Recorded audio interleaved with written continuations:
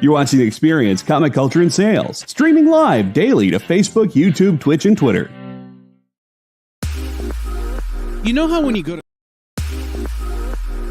you go to Comic-Con, after Comic-Con, you go to the hotel bar, and there's a whole bunch of people playing music and dancing, and you've got Pikachu and Lara Croft Tomb Raider doing the cha-cha slide just down from Deadpool and Batman and Wonder Woman. That's every Saturday night over on the Experience Twitch channel. Join Taji Beats for the EXP Dance Party, exclusively on Twitch, twitch.tv/the_EXP.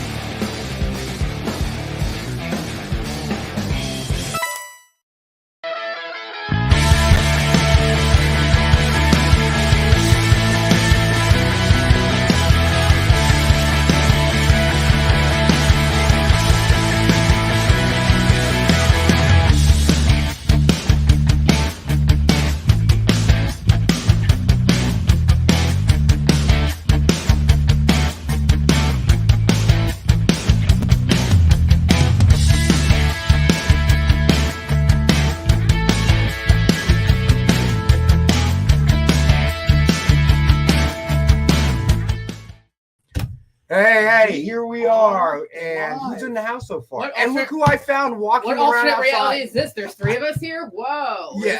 So I found him wandering around outside aimlessly. He didn't seem to know where to go. I wonder if there's an alternate timeline where I'm at work all the time. They're like, man, that John has never taken a vacation. Wow, we really admire his work ethic. Yeah. And then here in this reality, I'm like, that John has more hair too, I think. Right, better looking. All right, so everybody in the house, let's see who we got. Hello. Don Johnson, what's here. up, buddy? Hi, how are you? Is that really John? It's been so long. That's what I told him. I'm like, John, it feels like it's been years. We finally got sick of waiting for John to show up. So this is a cardboard cutout. Somebody throw up that gift from Titanic. It's been 84 years. CJ, and we are Triple B, CJ. Hello. Let's see, Ron, what's up, buddy? Did I miss anybody? Lyle, hey, what's going on, my friend? All right, so yeah, we finally found John. The Spam Brothers are back. And how you been, buddy? Try to make sure that it all goes smoothly. That's why I'm here. I'm starting to think that with the dead battery thing, it's like, so what happened? Did you get? Do you have AAA or you don't anymore? My wife has AAA, and I just called BMW. I just called the dealership and whined like every wealthy entitled person does on that. There, I said, but I don't understand. Do they take the car and away, or yeah, they took the car and they left me a car yesterday. Wow, they left me like a 3 Series replacement. 2 cars showed up yesterday. One was a tow truck, like a flatbed tow truck. Came and took my car away, and the other guy came in a 330i, like their rental car. That battery's going to cost you a lot of money. AAA, the battery costs you $129, and they drive up to you and drop it right in. Oh, $129. Yeah, I don't know if I'd let them touch that. Dude, I've had 3 of them. They work just fine. They're good batteries. You know what? At this point, when we start paying for all these extra services and stuff like this, it's time to actually get use out of them. Yeah, it's a $500 battery. They're gonna drop into your Beamer. It was actually more than that because they did some other stuff too. They did alternator, starter, 3 other things. I said, hey, look, I'm real attached to this car. I've had it for 20 years. If I buy another car, that's fine. I'm still not getting rid of this one. You're welcome, Lyle. I said, Cool, Lyle. All right, so I think it was about 7. If I remember, it was like $727 for battery starter, alternator, tire swap. God, my man. Oh man. I got free coffee. Who do you think's hitting the better end of that deal? They are. They have an espresso bar up there. They are. You have an espresso machine at your house, don't you? You know what it's like? This is like when it was in reverse, but this is when I go to a casino. They know they're going to take my money, and I know they're going to take their money because I'm not a particularly good gambler. But then we slide on over to the all-you-can-eat buffet, and all I'm touching is like sushi, lobster, and prime rib. So all of a sudden, that profit they made, oh, you're taking a hit. Well, that's kind of like your Regal thing. You're taking.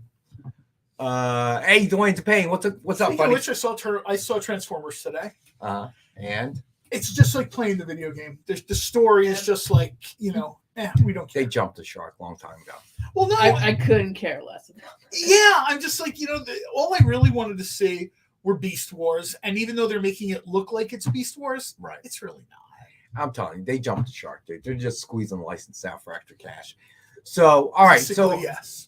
So obviously we, overnight, the comic world got some bad news. John Romita Sr. Passed away in his sleep.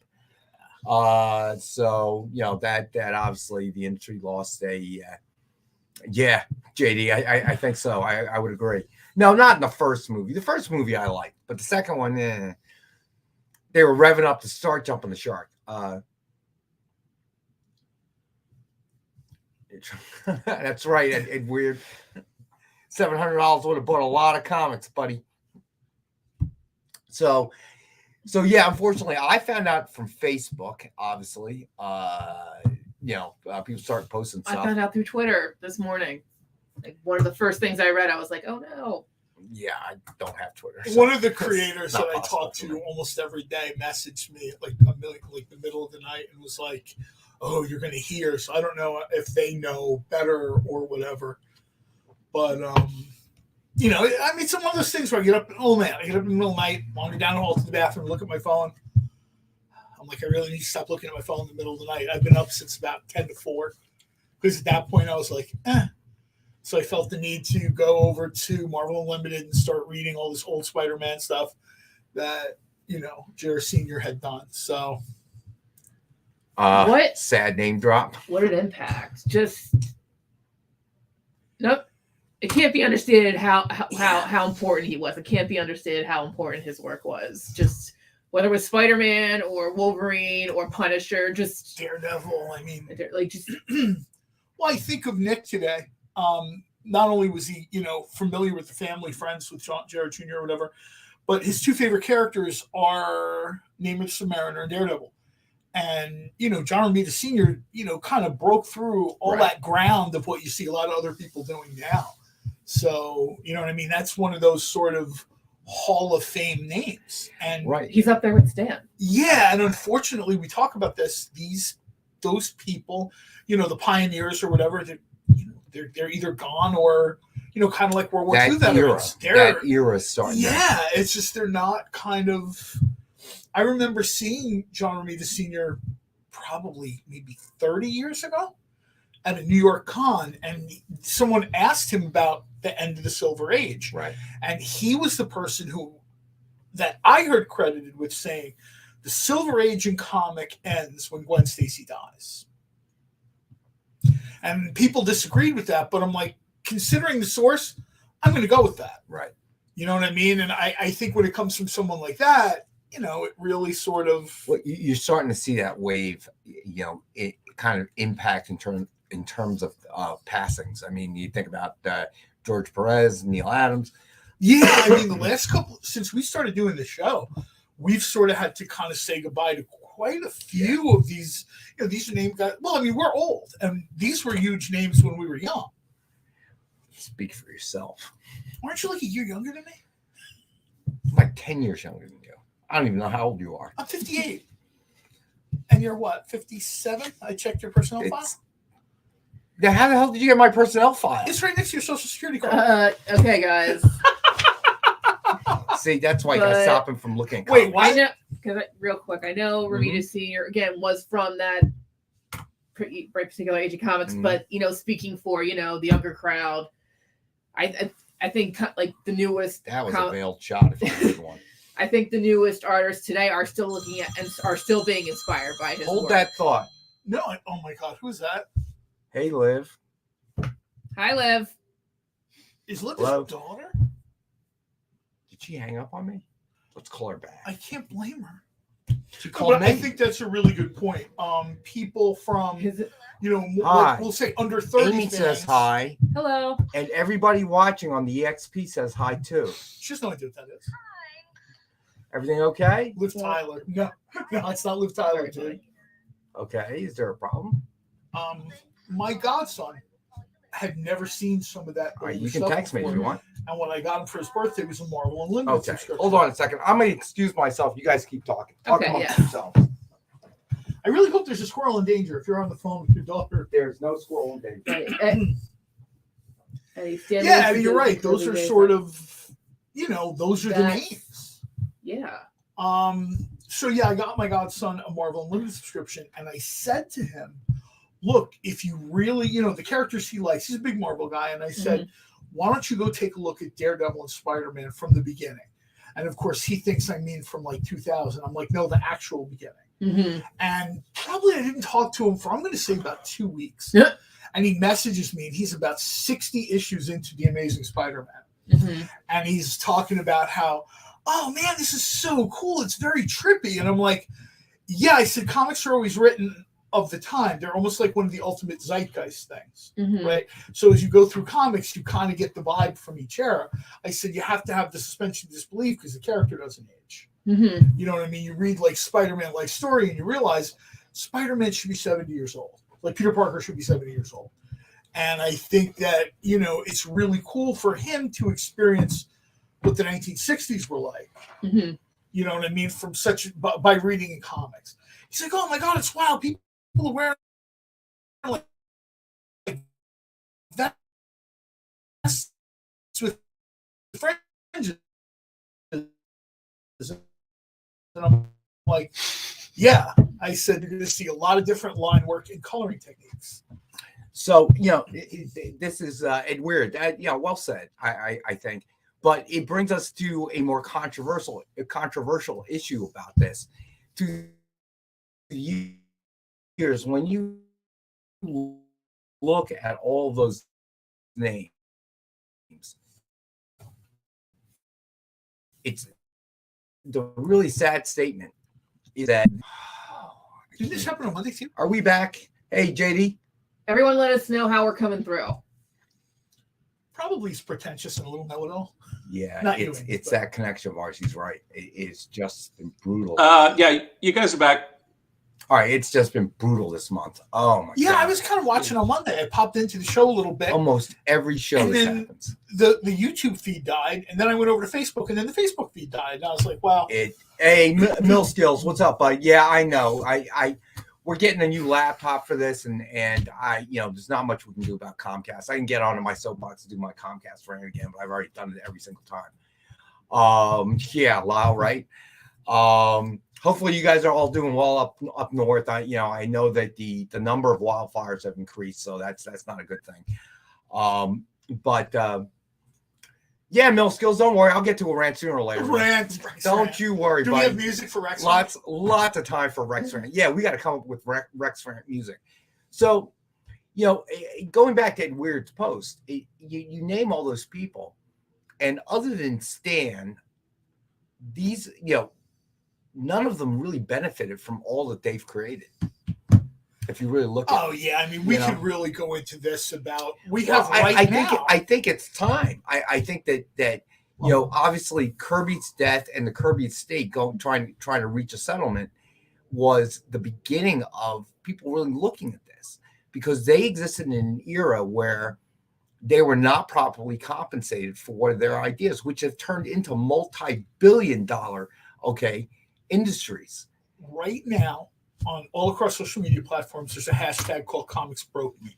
And it is creators from pretty much the 70s on to today talking about unionization and talking about how people have essentially had their ideas taken, used, misused, not been properly compensated. They've been threatened, browbeaten, men, women, younger, older people. It's like a huge thing. And just like the Me Too movement a couple of years ago, everybody's finding out it's not just me. Like it was like standardized and institutionalized at Marvel, at DC, even at some other companies. Right. If you sign your paycheck, you're signing over your rights to everything. Right. there's no sort of other vocation where, if I sell you a hot dog, it's not like I lose the rights to do another hot dog because you gave me $5. You know what I mean?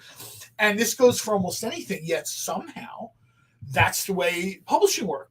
You've got uncredited people out there, guys like Doug Wildey, this is a guy that essentially, no matter what anyone else tells you, created Johnny Quest. Multi-million-dollar property. This was a guy that was doing sketches for like $15 at cons in the early 2000s before his health failed him. Meanwhile, they're talking about they're going to do another Johnny Quest animated series and this and that, and blah, blah, blah. And I'm like, and it goes on and on and on. Somebody said Russ Manning, who's like a giant in like the 1960s, always had another job because he knew he could never make enough feeding his family. You know what I mean? I've heard he was an accountant. I've heard he was an insurance exec, but he always made sure he held on to a real job because, who can make a living in comic books? And I gotta say that probably is the most significant thing as we're obviously talking about John Romita Sr. and him passing away overnight, and it just brings a bigger topic. And I agree, Stan Lee did benefit, and I give Stan this much because during a time when Marvel was really in trouble, Stan never gave up. He kept pushing it. We mentioned it. We have the horrible Corman FF films, all that stuff. But he got it to this point. He never let people kind of forget or become complacent.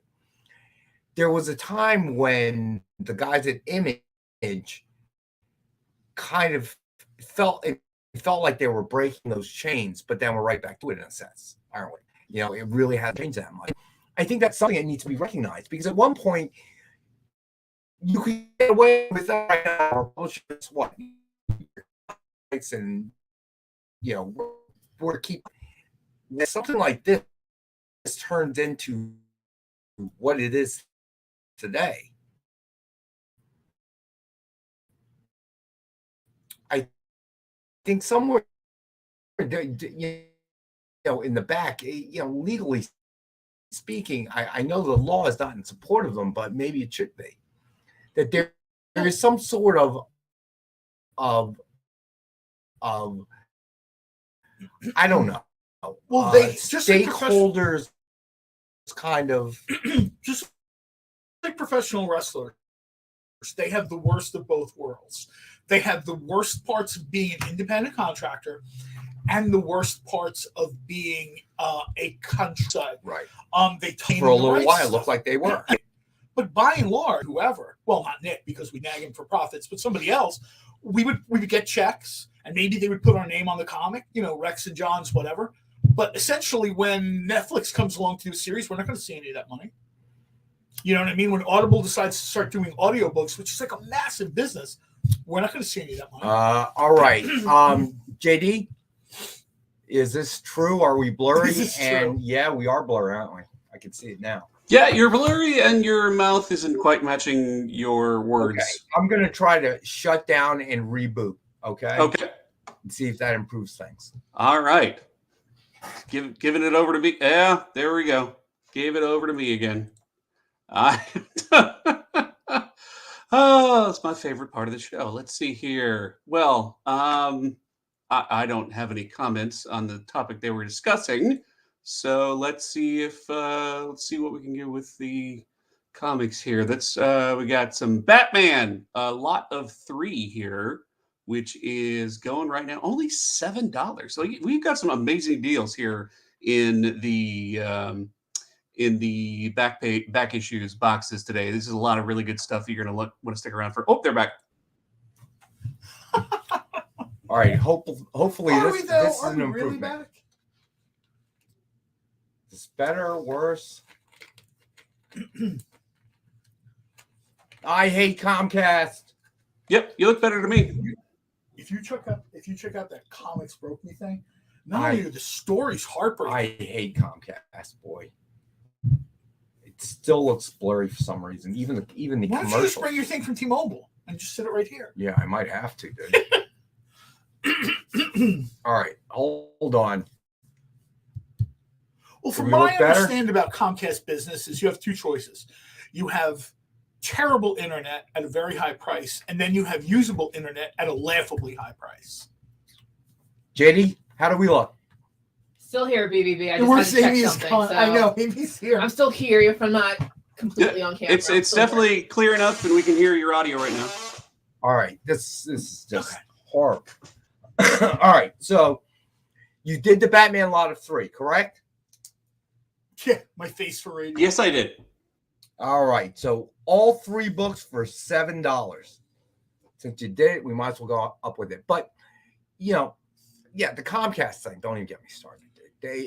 We're shaking it loose, and I think maybe to a certain degree, the power of the publisher is starting to shake loose a little bit.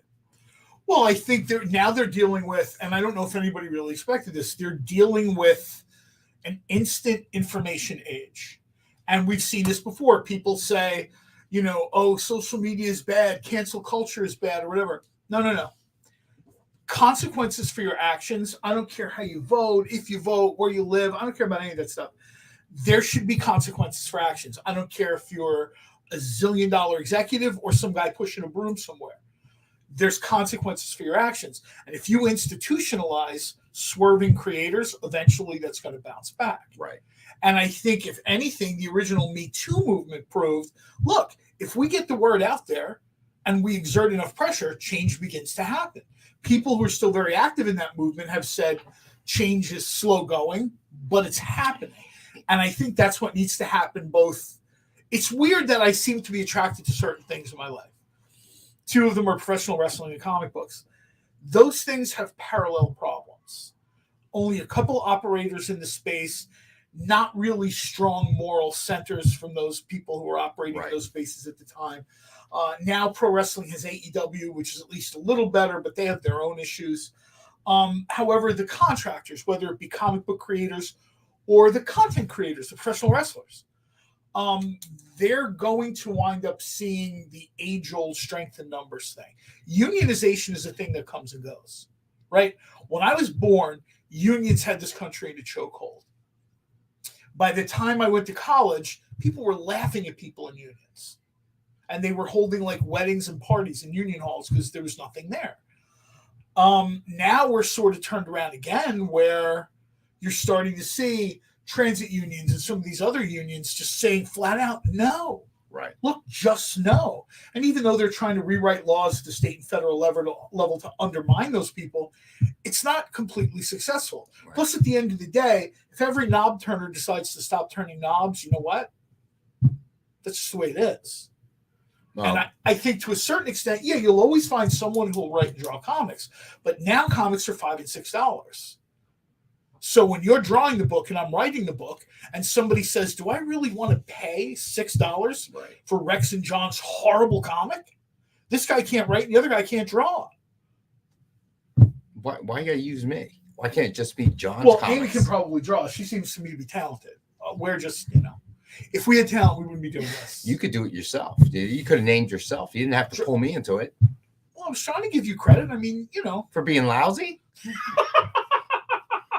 How's that giving me credit? Unless I'm John Byrne, I'm not doing everything myself. Right. My understanding is Byrne bangs out a script in a week, and then he does like a page a day or whatever, and inking, coloring, like he does everything. Right. There's very few people that can still do that. Byrne doesn't even do it anymore. But Byrne talked about in his prime, like, I really didn't need anybody. And he's like, and I'm not saying that to be a jerk. I just, I didn't need anybody. I ink my own stuff. I color my own stuff. I letter my own stuff. Right. And I've been writing my own stuff, since the 80s.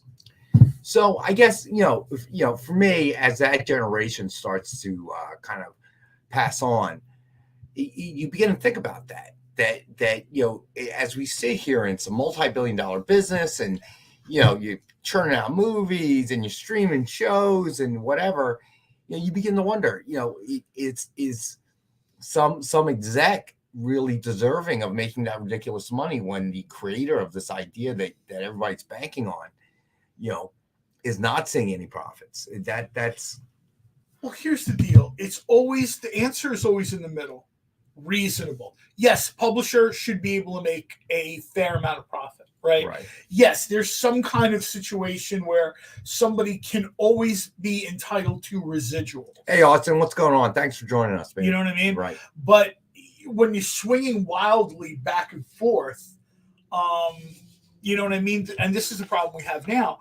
You've got some comic book companies which essentially went under because creators are not necessarily good business people, right? You had really good stuff that just didn't make it. And I hate to give this guy a shot because I have a lot of respect for some of the things he did with Jim Shooter. Jim Shooter decided he wanted to create a comic book company, then another one, then another one. He just wasn't as savvy a businessman as he needed to be successful in the space at that time. Pretty much everyone involved has admitted that but him. So, you know, I'm going to kind of go with the word on the street in the industry there. There's always something in the middle where we're going to make our money. And yes, if, you know, I'm using a character that was created 50 years ago, I'm not going to. I think that at least you're starting to see a shift. Yeah. You know, and it's a slow kind of seismic shift, but it's slow nonetheless. CJ is kind of following what I'm putting down here. Just much like the restaurant industry. Right. If you have a restaurant and it's awful and you hire me and suddenly the doors are banging down, you owe your success to me, but you don't owe me the right to sign over your business to me. Right. Suddenly Rex's becomes John.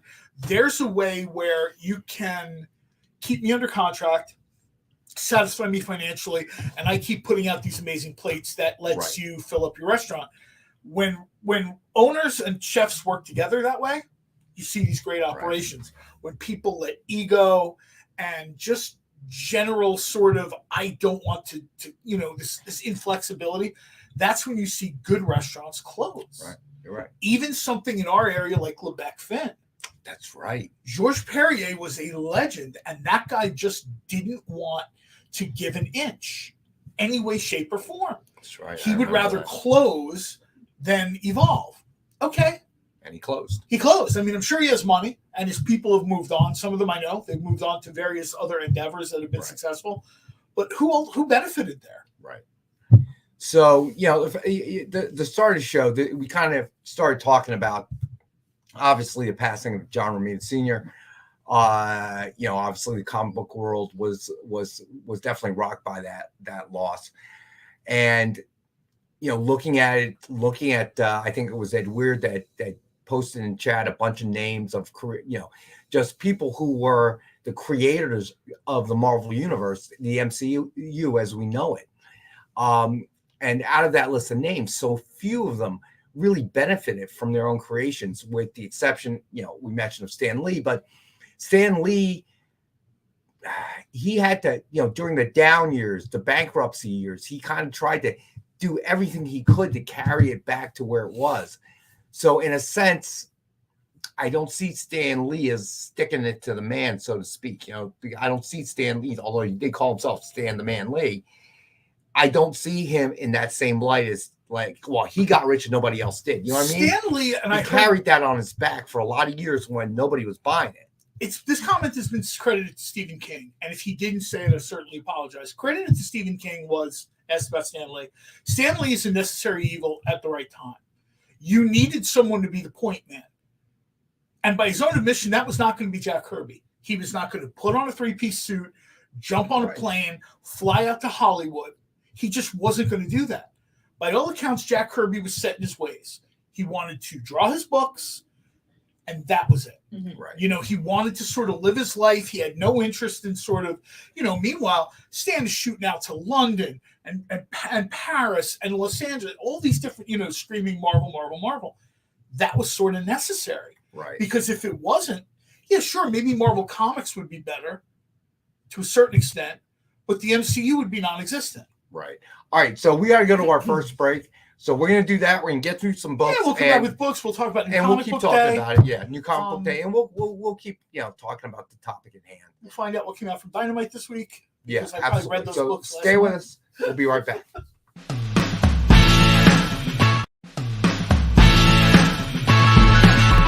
Join the party. Head over to our link tree to find all the links for everywhere the experience is all the time.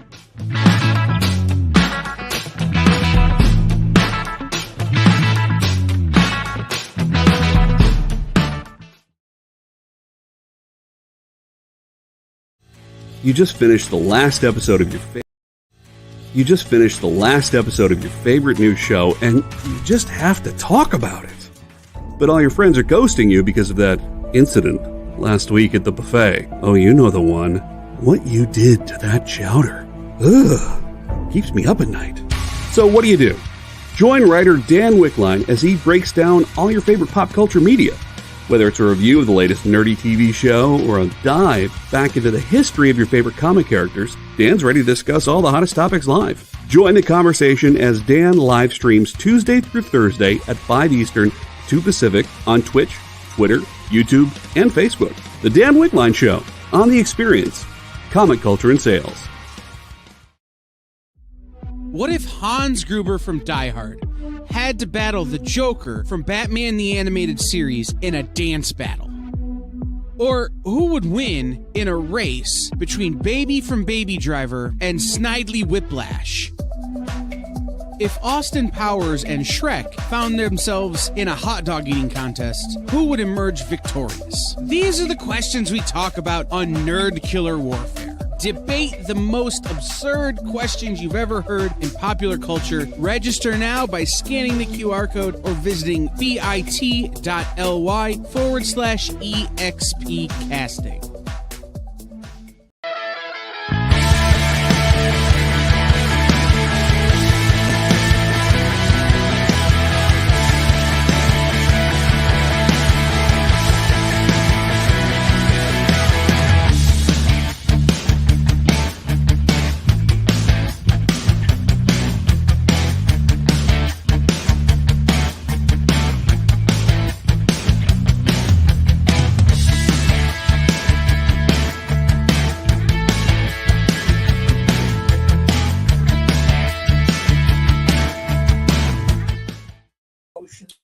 All right. So, who was it? CJ, your statement is right.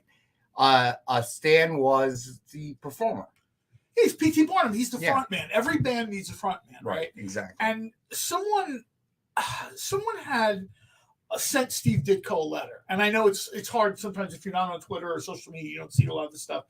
But sincerely, Steve Ditko is a thread where people who have written to Steve Ditko over the years, apparently he was big into correspondence. Right. Literally thousands of letters over the years he returned to people. So a lot of them were him being funny and telling people, look, stop bothering me with this stuff. But there were people that would say, like, why don't you have Spider-Man money? Why don't you have Doctor Strange money? Right.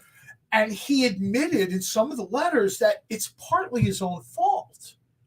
He expected that you can't wait for someone else to do the right thing all the time. Right. I don't care if they're a parent or child. I don't care if they're a sibling or spouse. You have to always, at the end of the day, and I'm certainly not trying to, be negative here, but you always have to be looking out for yourself and your intellectual property. I was saying to Amy during the break, my wife was part of something like that with her company. Her company did absolutely the right thing, made sure people got bonuses, people got residuals, people got, I was able to retire and be here without money, but they were under no legal obligation by the Commonwealth of Pennsylvania to do that. Right. They chose to do the right thing because they appreciated her hard work, her years of service, and the fact that she made things both more efficient and more profitable. All right. So, you know what? Let's hit a few books. Somebody mentioned the Captain Carrot. I can't remember who. The first appearance. So we're gonna skip to that first, JD. It is New Teen Titans number 16 from 1982. First Captain Carrot and the Zoo Crew. And we've got it for $10. That's the New Teen Titans. Yes, it is. All right. So then we're going to go to, so we got that available for 10. So everything is price to sell. All right. Dwayne DePayne, you got it, bud. All right. So the next up, we have Deathstroke, Lot of 3. Deathstroke Rebirth, number 1 from 2016. Deathstroke Volume 4, number 6 from 2017. And Deathstroke Volume 4, number 48 from 2019. We've got all 3 books for $6. Oh, Deathstroke fans. Yeah, Dwayne, that's a really cool pickup. That was just there was a time when one of the biggest arguments in a comic book store was what was better, the Eagle Award-winning X-Men or the new Teen Titans. You had like real giants tussling. Right. George Perez, Marv Wolfman on New Teen Titans, and then you've got like Claremont and Byrne on the X-Men. Right.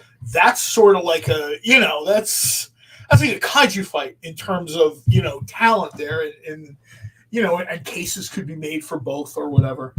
I'm glad anytime I see somebody pick up something from that era, I'm really happy. All right, next up we have Harley Quinn Volume 4, Number 1 from 2021.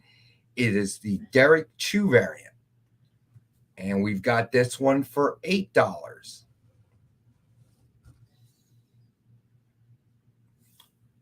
All right, and then next up we got Justice League Dark Volume 2, numbers 1 through 5. Number 3 and 4 are Greg Capullo variant covers.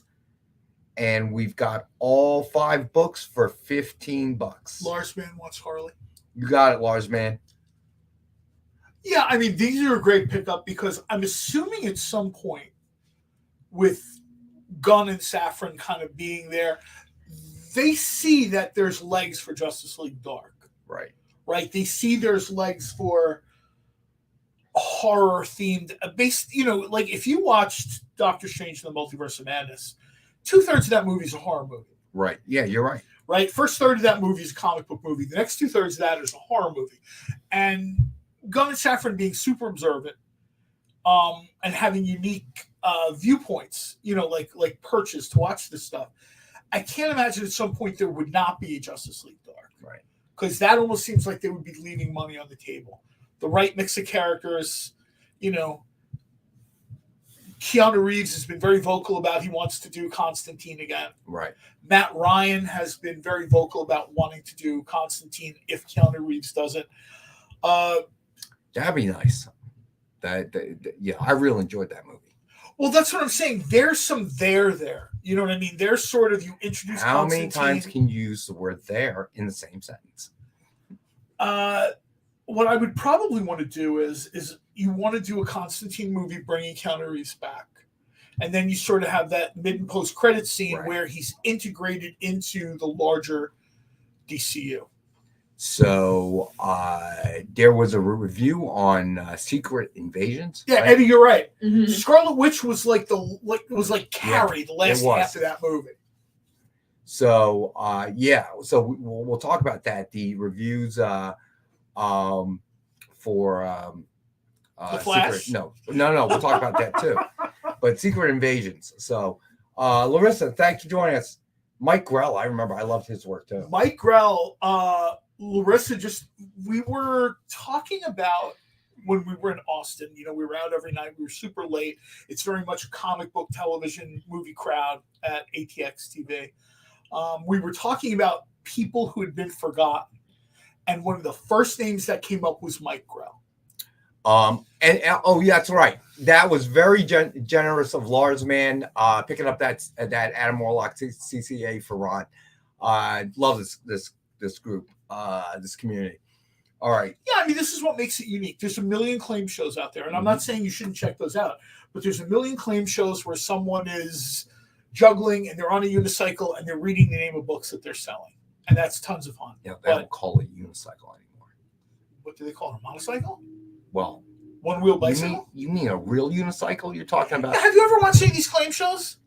It's almost like infomercials, like the Slap Chop guy. Like, it's not enough to just sit here and say, I have these books for sale. Everybody's got to be a showman now. And it's kind of entertaining, but, that's not this show. So John's going to ride a unicycle for the next show. Yes, he is. We rode quads one day when we were out in Texas. That was a lot of fun. Yeah, okay. 4 wheels, what's the challenge in that? And you can't get the quad in here because it's the gasoline smell. All right, next up we got Swamp Thing Giant Size Volume 2, number 1 from 2019. This is direct market edition, and we've got this one for $5. Speaking of Justice League Dark, Mm-hmm. I would think that Swamp Thing would, after we saw Man Thing in Werewolf by Night, I would think if you're going to do Justice League Dark or kind of look into the magic side of the DC universe, you would want Swamp Thing. You got it, Dwayne. But all right, Swamp Thing. Yeah, we have a challenge. I like that one. You got it, Dwayne. I got you. Swamp Thing. You claimed it. You got it, bro. But let's go back to the unicycle thing. And Weird is made off to buy the entire rack. They're not my comics. I don't care what he buys. I mean, I want him to buy what he likes, but I got no skin in this all game. right. Amy will be right behind to catch you if you fall. Yeah. Amy didn't make that much money, I'll tell you right now. All right.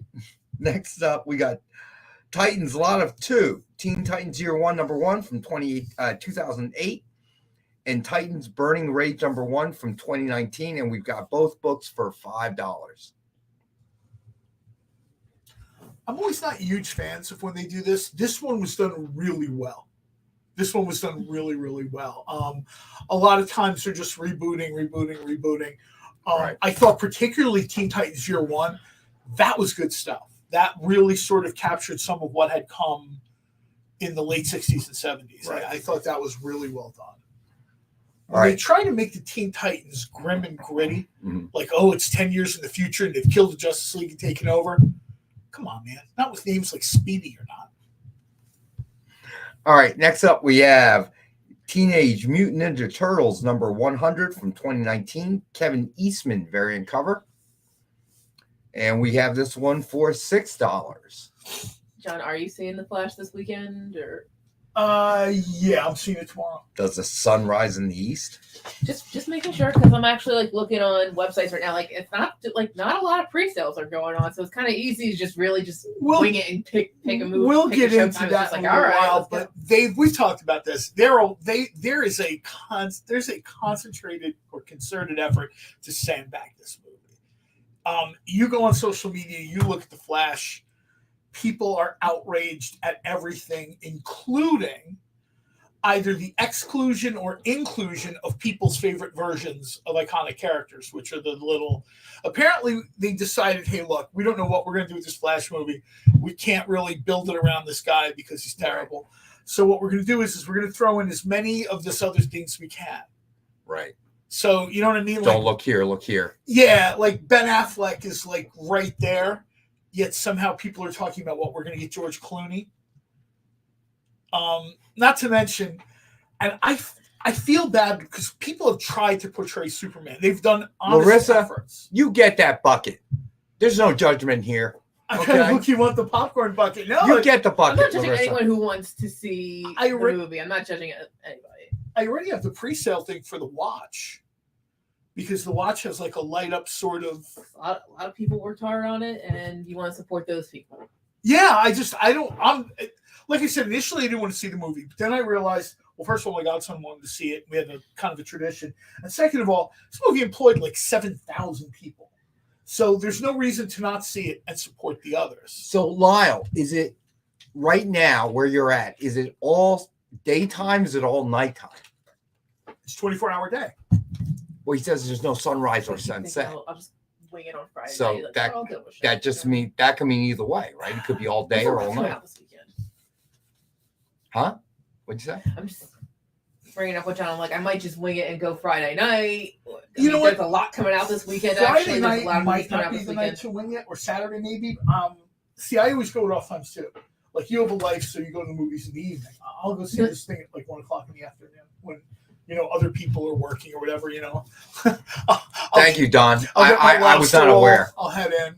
Actually, Lyle's up in the Arctic, I believe.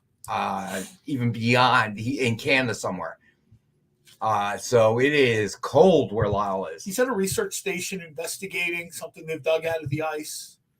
God, I hope not. Every time I see Lyle, no, Lyle's in the oil business. I don't want to hear about that stuff. I'm like, he's in the oil business. That's it. Anything you find in the ice, leave there. Leave it there, Lyle. Don't dig it up, man. Anyone who's on Twitter, people always put these out there like, scientists found something that had been in the ice for 500,000 years and they dug it out. And I'm like, why? I've seen this movie. You know how many times it's worked out for humanity? 0 times. Decepticons. It never works out. It's robots. It's a virus. It's an alien. None of them like us. The Blob. The Blob. Stop, please. Just leave it there, Lyle. Stop leave it digging. there, bud. Walk away from it.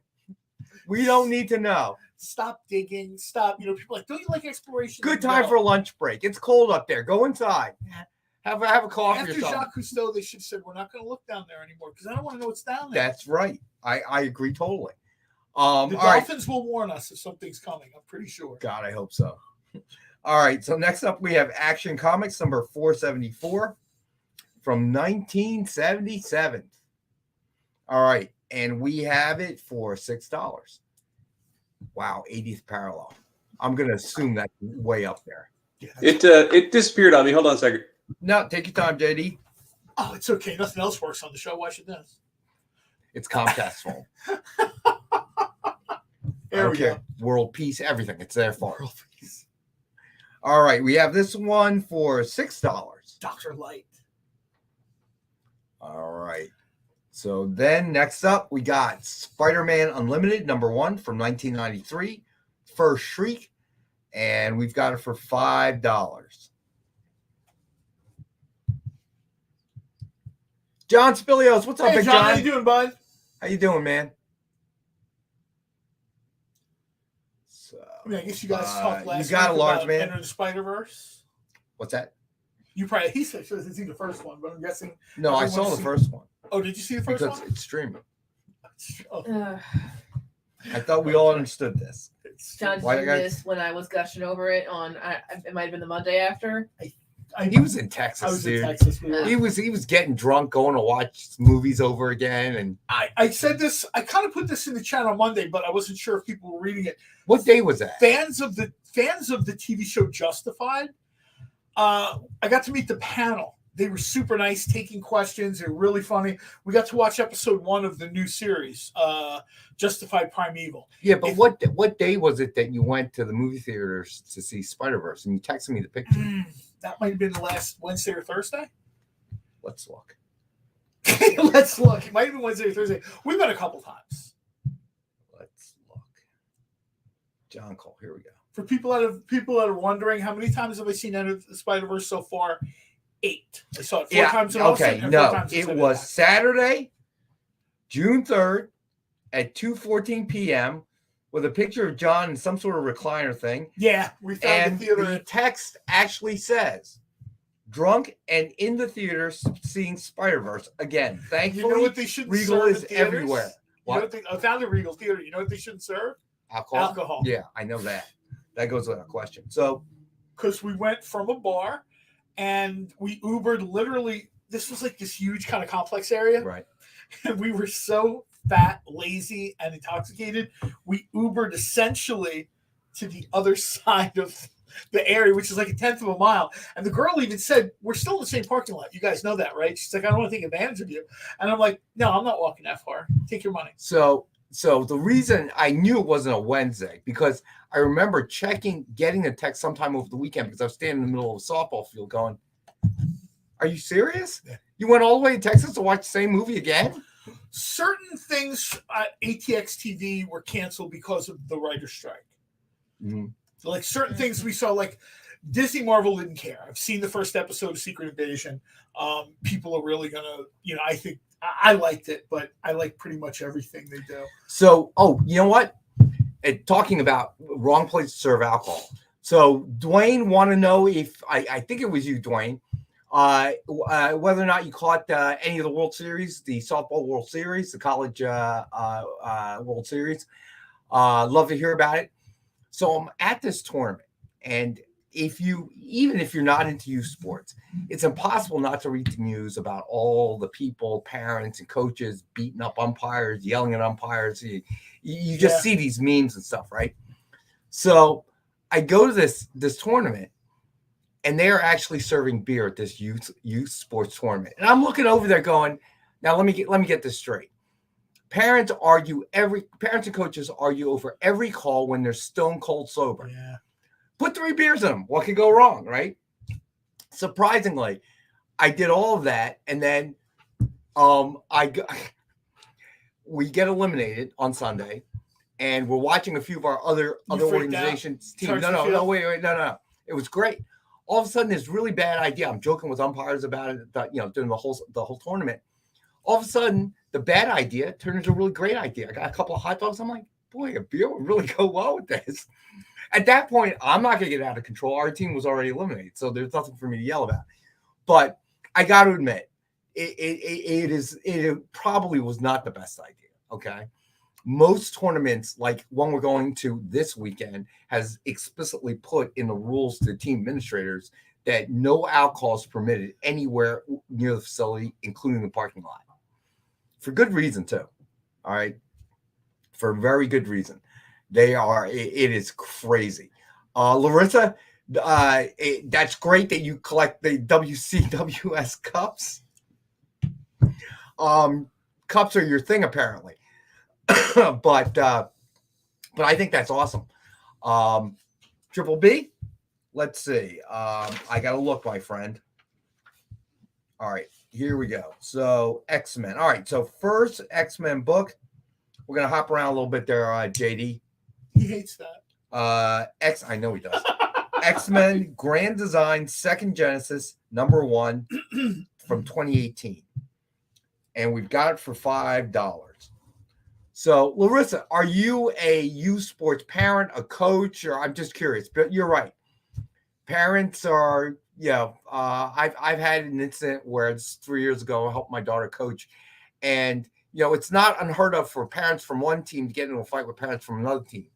We had parents from our team get into a fight with another parent on our team. That was fun. All right, Triple B, you got it, buddy. All right, so next X-Men we got up there. Uncanny X-Men #320, Wizard variant from 1995. And we got that one for $5 as well.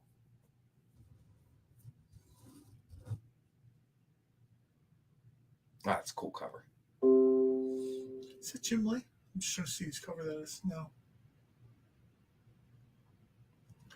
All right. Triple B wants that. All right, Triple B, you want that one too. All right, buddy. All right, now let me look on my list, see if there are any other X-Men that I missed. I think that may be it, my friend. Yeah, I think you claimed both of them, right? Yeah, you got it. And 10-pack, you got it, buddy. All right, so a 10-pack for a buddy Triple Z. This one here you didn't go over. Oh, I'm sorry. Which one is that? Heroes for Hope, it starts with. Heroes for Hope. It's on my list. Why is it not showing up on my list?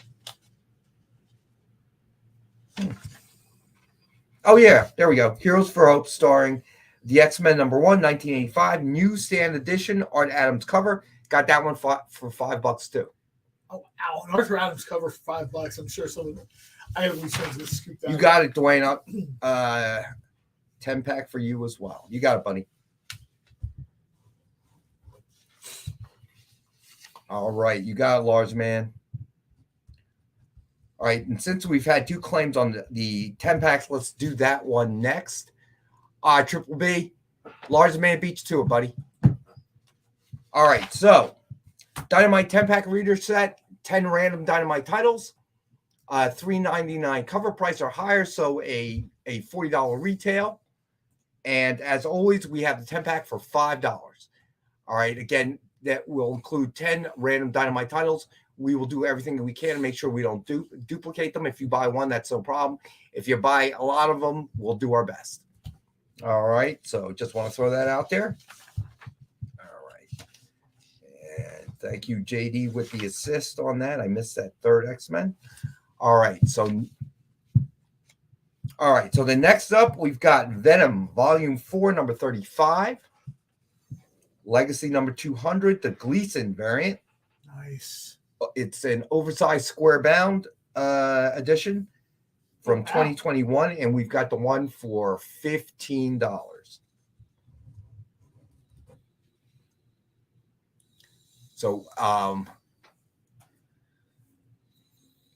So you're going to see it tomorrow. Amy's going to probably try to go Friday. Large man wants that, by the way. All right, you got a large man.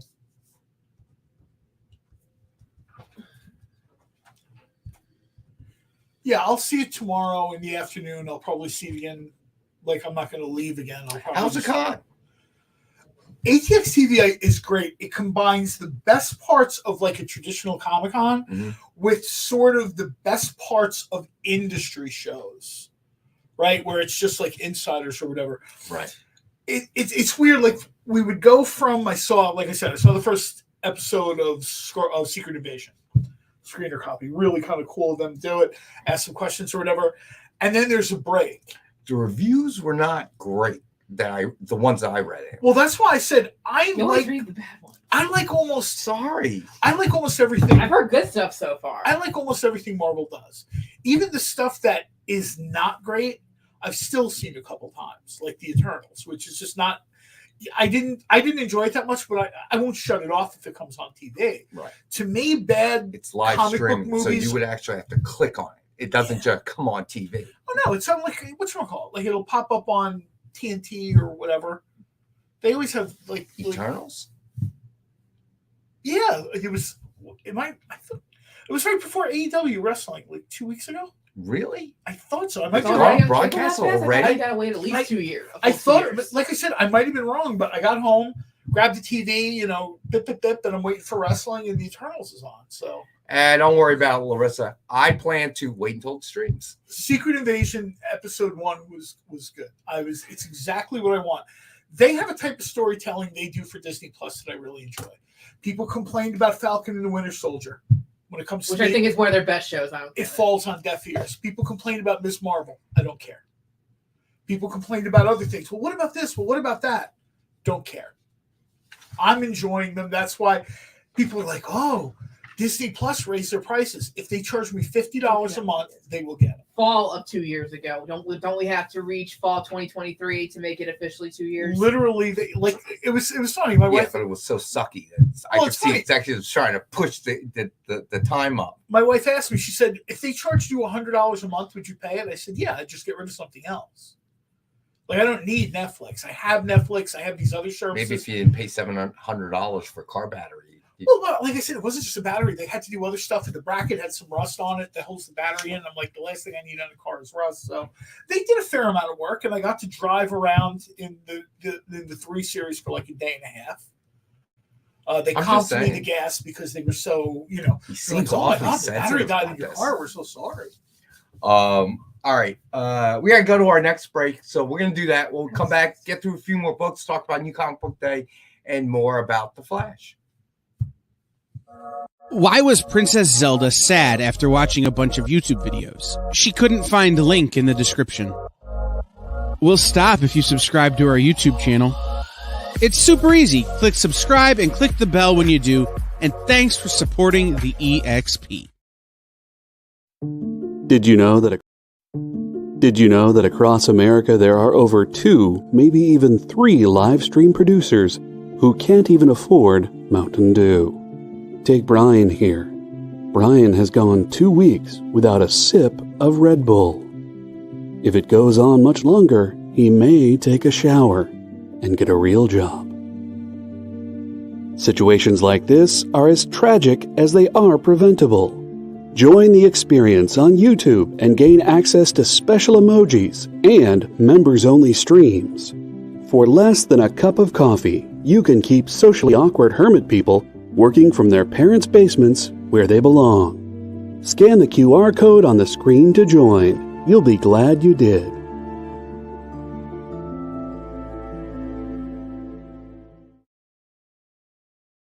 Imagine being at a convention and going to an interview panel that's just for you. No bustling crowds, no hours-long lines, just you, the moderator, and your favorite comic book creators. Well, this is pretty much that.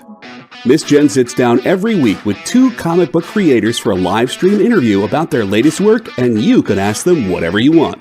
It's Talking Shop, Mondays at 5 Eastern on The Experience, Comic Culture and Sales.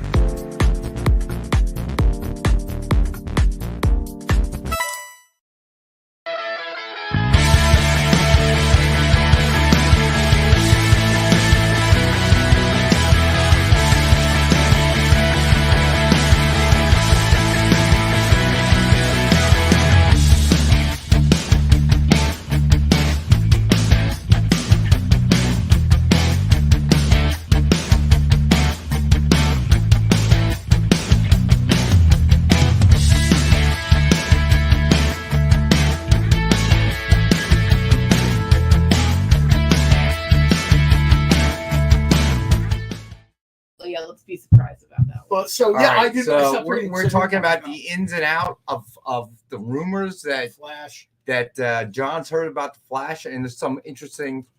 Supposedly, there's a rumor about Christopher Reeves. Every time DC does a movie, and I don't care what it is, it triggers the Christopher Reeve argument. And I feel like this is what's going to happen with Chadwick Boseman in the Black Panther. You have someone that's so perfect for the role that they become inseparable from the role. And I think Marvel is looking at, what do we do about the Black Panther? Yeah, sure, they had Shuri be the Black Panther briefly because that's in the story. They kind of went with it or whatever. But first of all, the actress who plays Shuri, there's problems with her. She's not the most on board with the MCU person, right? I'm told she's very difficult to work with. She's one of these people that says like these outrageous things on social media. These people are not really warmly received at Disney headquarters. Right.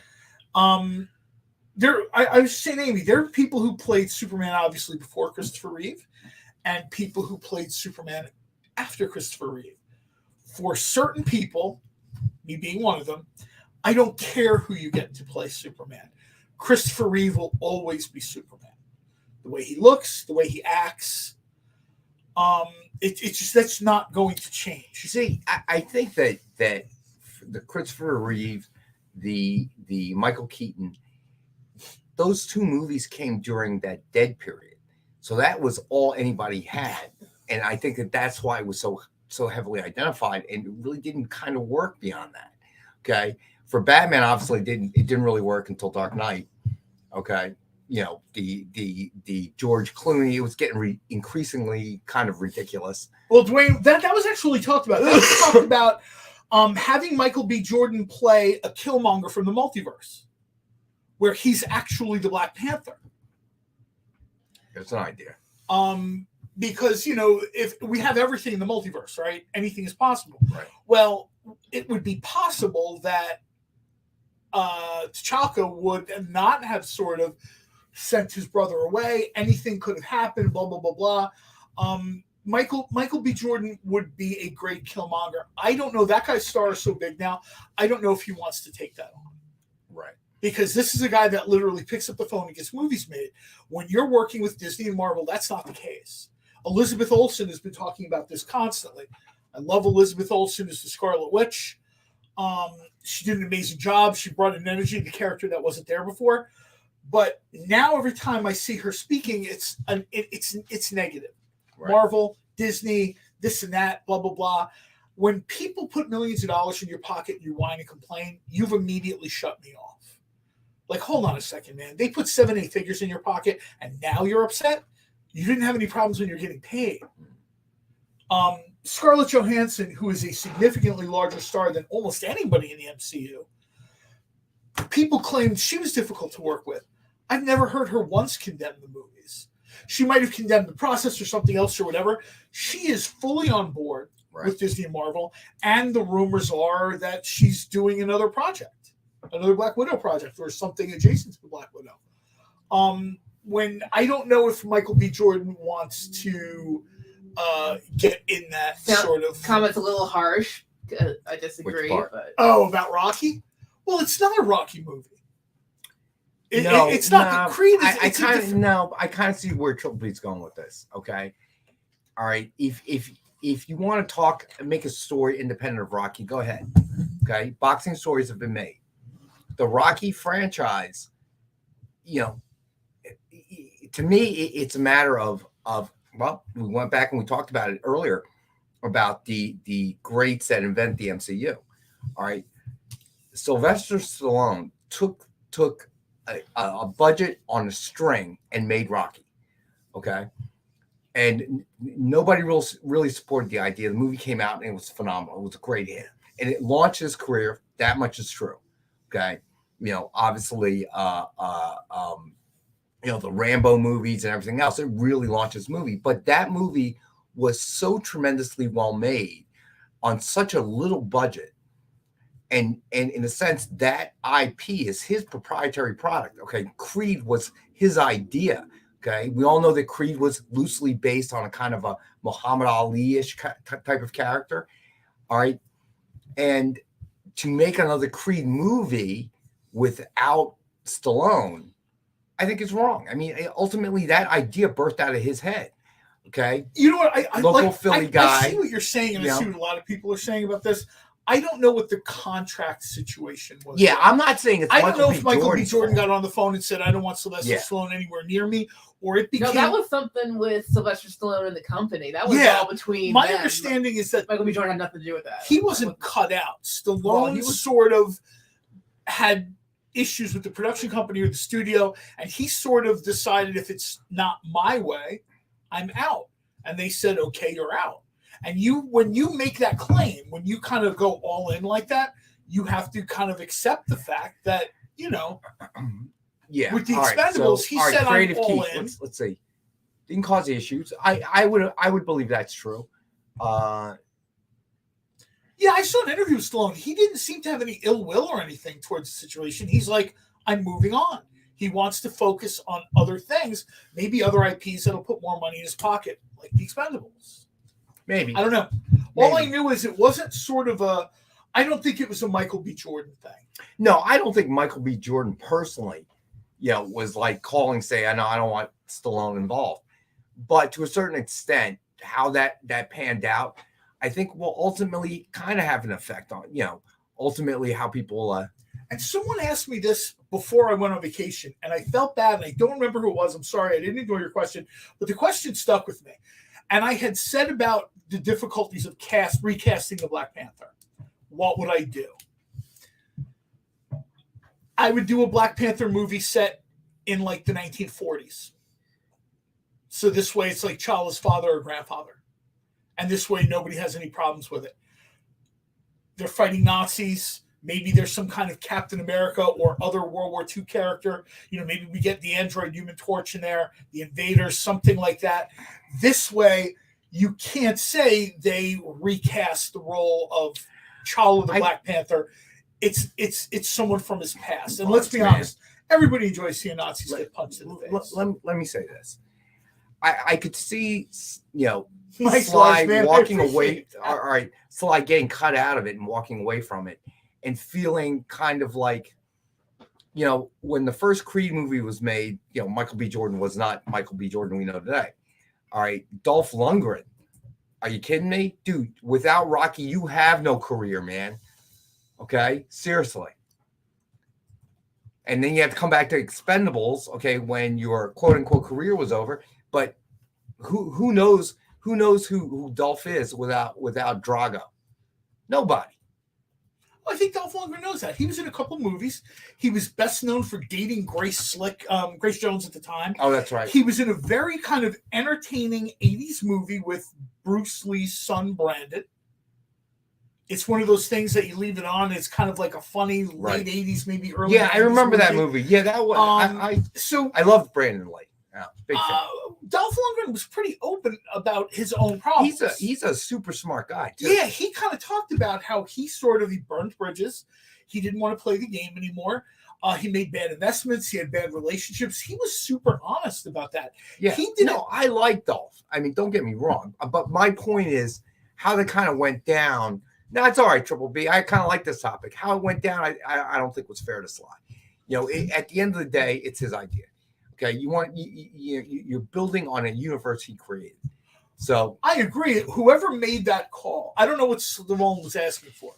If he was asking for a private island, then at some point they have to make a financial decision. I don't know what he wanted. I don't know what he was asking for. There was a point in time where Stallone wanted to do. That's it, Edward. That was a movie, Showdown in Little Tokyo. Showdown in Little Tokyo. That was a super entertaining movie. That was. There was talk that Stallone wanted to do a death scene as a throwback or as a callback to the Burgess Meredith Death of Mickey scene.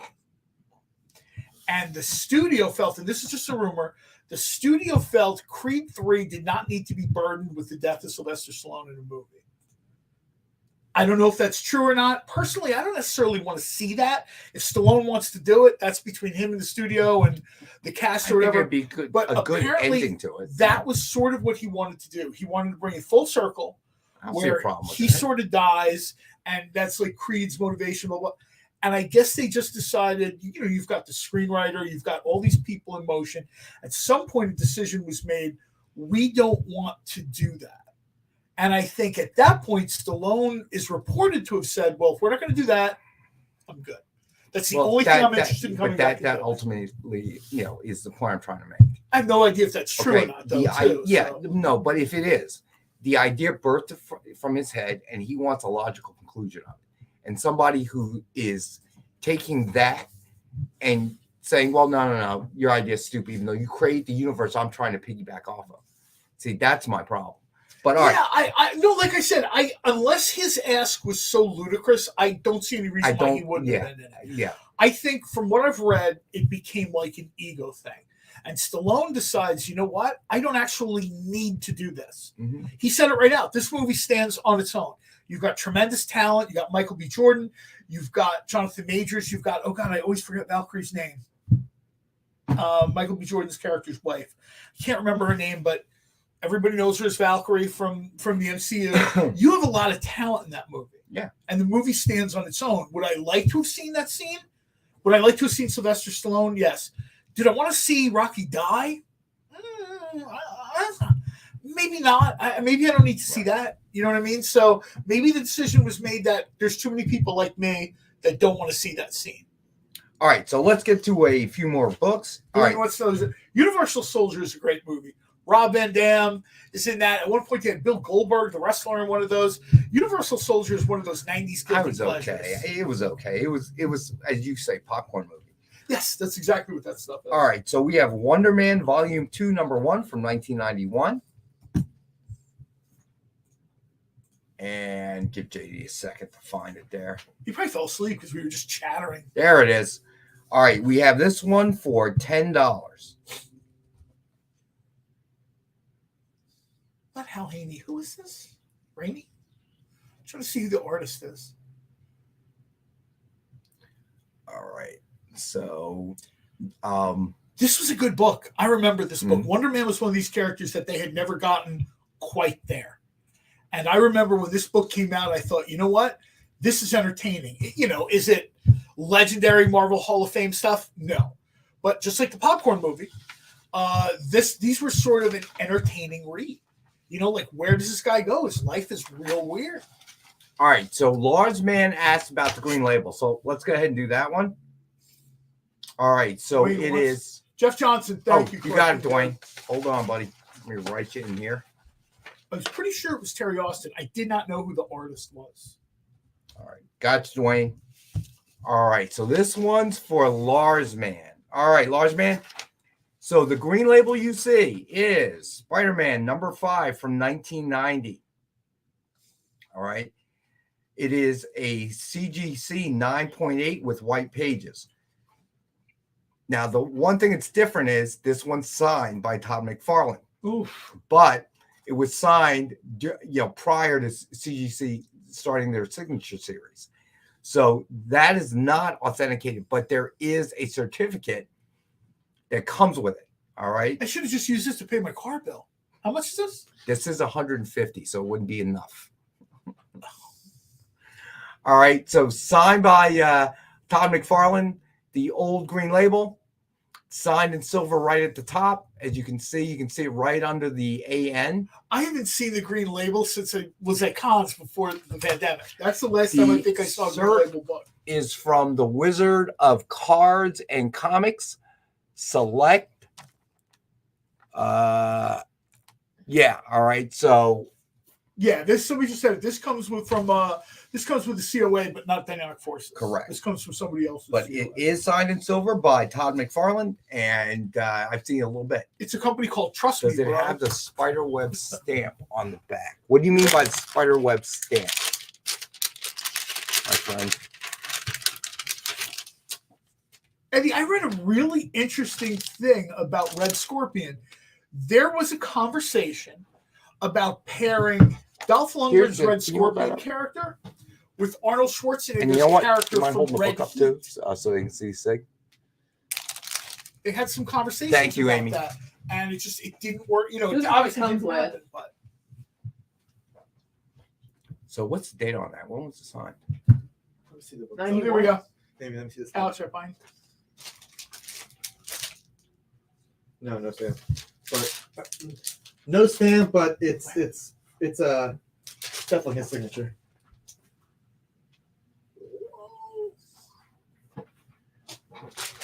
All right, so we have this one for $150.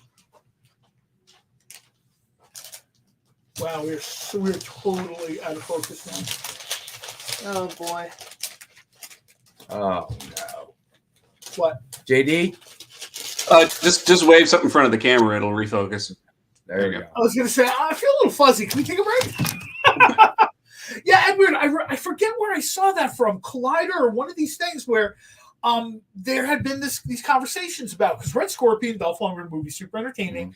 Mm-hmm. Red Scorpion was good. One of Arnold Schwarzenegger's lesser known but still entertaining movies was Red Heat, where he kind of played a Russian cop that came to the U.S., whatever, Soviet cop. And there was conversation about putting the two of them in a movie together. It didn't happen. Obviously they couldn't make it work, budget, whatever. But I thought that would have been very cool. Yeah, that would have been cool, actually. All right, so next up we have Silver Surfer, Volume 7, number 14 from 2015. Mike Allred cover. Mill Skills, we liked it. Which one? Red Heat, I'm thinking. Every Arnold movie is the same. So if you don't like one, there's a couple Commando. different ones. Like there's Twins, and you can say that one's different. But Arnold rattled off about 10 movies in a row. Raw Deal, I Red think Heat. so, Jay. It's Wasn't Jim always the Belushi same in it? thing. He was the American cop? Actually, I read that before, too, that there was talk, and I guess they couldn't work it out or whatever. But yeah, Sean Connery is like James Bond, who was arrested and sitting in Alcatraz. I'll tell you where I read that from. An author named Kim Newman, who wrote a book called Anno Dracula, and he's been trying like crazy to get this made into a movie or whatever. It's kind of like the general idea is Dracula comes to life, like in the novel, 1880s. He bites Queen Victoria, making her immortal, and basically takes over England. You fast forward to the 1960s, and there's this concerted effort of people trying to get rid of this guy who's been on the throne for 70 years. Right. One One of the characters is James Bond. And he referenced how difficult it is to get, because the description is very Sean Connery in the book. And essentially he had to remove that because they are ultra, ultra, ultra protective. Right. Like you can't reference that in anything. See, Lars, man. All right. So next up, we got Howard the Duck, Volume 6, number 2 from 2016. It's the second print. Yeah, there's nothing like those movies. They're kind of like 80s, 90s movies where you can just put them on and it's usually like beer and hot dogs or something and you're just sort of, junk food. It's what my buddy calls my wife's out of town movies. His wife is like a cultured PBS person. She's out the door to visit her family in upstate New York. And he's turning and he's calling me over and we're watching like Big Trouble in Little China. Right. Popcorn is all over the couch. You know what I mean? Dog is sleeping in the bed. It's a very different situation. All right, is it good cinema? It's a good time. It's entertaining. So this one has a second appearance of Gwenpool, and we got it for $5. Yeah, I would agree with what you're saying, JD. Did Lars Matt say he was leaving? Yeah, he had to go to work. Oh, take care, bud. All right. So next up, we have Invaders, Volume 2, Lot of 2. Arnold is one of those people that I don't know if you can say he did anything wrong. Number 2 and number 4 from 1993. We have the pair for $5. Yeah, listen. I mean, if you're Dynamite looking did for an Invaders thing with Marvel, right? That's one of my favorite things that Dynamite's ever done. Well, I'm your last point though. If you were watching Arnold movies for a Shakespearean actor, no. Come on, dude. These movies are they're like a zeitgeist. It's like buying a cup of coffee when you really wanted a Coke and disappointed that the coffee doesn't taste like Coke. It's like, these were movies with big actors, big guns, big hair, tight dresses. This was captured sort of like a period of time. Now, if it's not to your liking, that's fine. Everybody made a ton of money in those movies. Bill Paxton is in a bunch of those movies. And he talks about like the first 3 homes he bought is being like a goofy dude in Aliens or Predator or Terminator. you know, it wasn't until later in life that they put him in Twister and some of these other things where he was the star. He's like, I would show up, read my lines, get a ridiculously fat check, and then I'd get another one months later when the box office came in. He's like, so when people say, oh, you know, this is terrible, like, is it though? I'll tell you right now, there are movies coming out now that I just won't watch again. Right. Meanwhile, you know, I've watched Aliens for like the 150th time. I know, it's a great in my movie, hotel dude. room. It's absolutely a great movie. All right. Next up, we have Quasar, Lot of Two, number 37 and number 50 from 1993. Number 37 is first appearance of Caregiver, early Greg Capullo cover. And Nice. we've got the pair for $5. Oh, that's nice, actually. I like that. This is a character that has been all over the place. You know, he started as Marvel Boy, then he was changed, and he was this and that, and then he's Quasar, and then this is a character that they just keep spinning the wheel and hoping to land on something that people will like. I agree, Triple B. Weird Science was the best. What a great movie that was. Well, people But- wonder but how long Bill You had Paxton had Anthony been. Michael Hall, and then his friend. I never saw him again. Bill Paxton. Somebody mentioned that Bill Paxton was like a snarky comment. Wait, he How- was like the bully, right? Yeah. He was right. Bill Paxton was asked in a snarky way, like, how long have you been carrying like the bags for these terrible movies? He's like, well, first of all, they're not terrible. And second of all, 1984, put on Terminator. One of the biker dudes that got beat up by Arnold, one of them was Bill Paxton. Right. That's how long he's been doing That's these when he kinds first of movies. lands and he's like naked, Yep. right? And then he Give me takes your the clothes, Yeah. your boots, and your motorcycle. That's right. Oh my God, he's been So many Bill things. Paxton is an actor I absolutely love. The guy is very much a product of his time. His performances evolved from the 80s to the 90s to the 2000s when he was in Titanic. Big Love, Titanic. Yeah. There's a lot going on there. I love Bill Paxton. This is a guy that, you know, you really didn't hear people hate him. You know, he wasn't one of these guys that, you know, the cops are at his house, there's issues, whatever. By all accounts, the guy was good to work with. Like I said, I was at the hotel and the show, something ended early because, you know, WGA strike, a lot of things got canceled. We're in my hotel room, like 8:30 at night. And we ordered a ton of barbecue from Franklin Barbecue. And the TV, I love the hotel. They did a great job. But the W Hotel is like a Dish Network service. I am not a big fan of Dish at all. So thankfully, I pop open my laptop, and a buddy of mine brings one of his hard drives, and we've got like 20 of these movies ripped onto this thing. The first thing we hit is Aliens.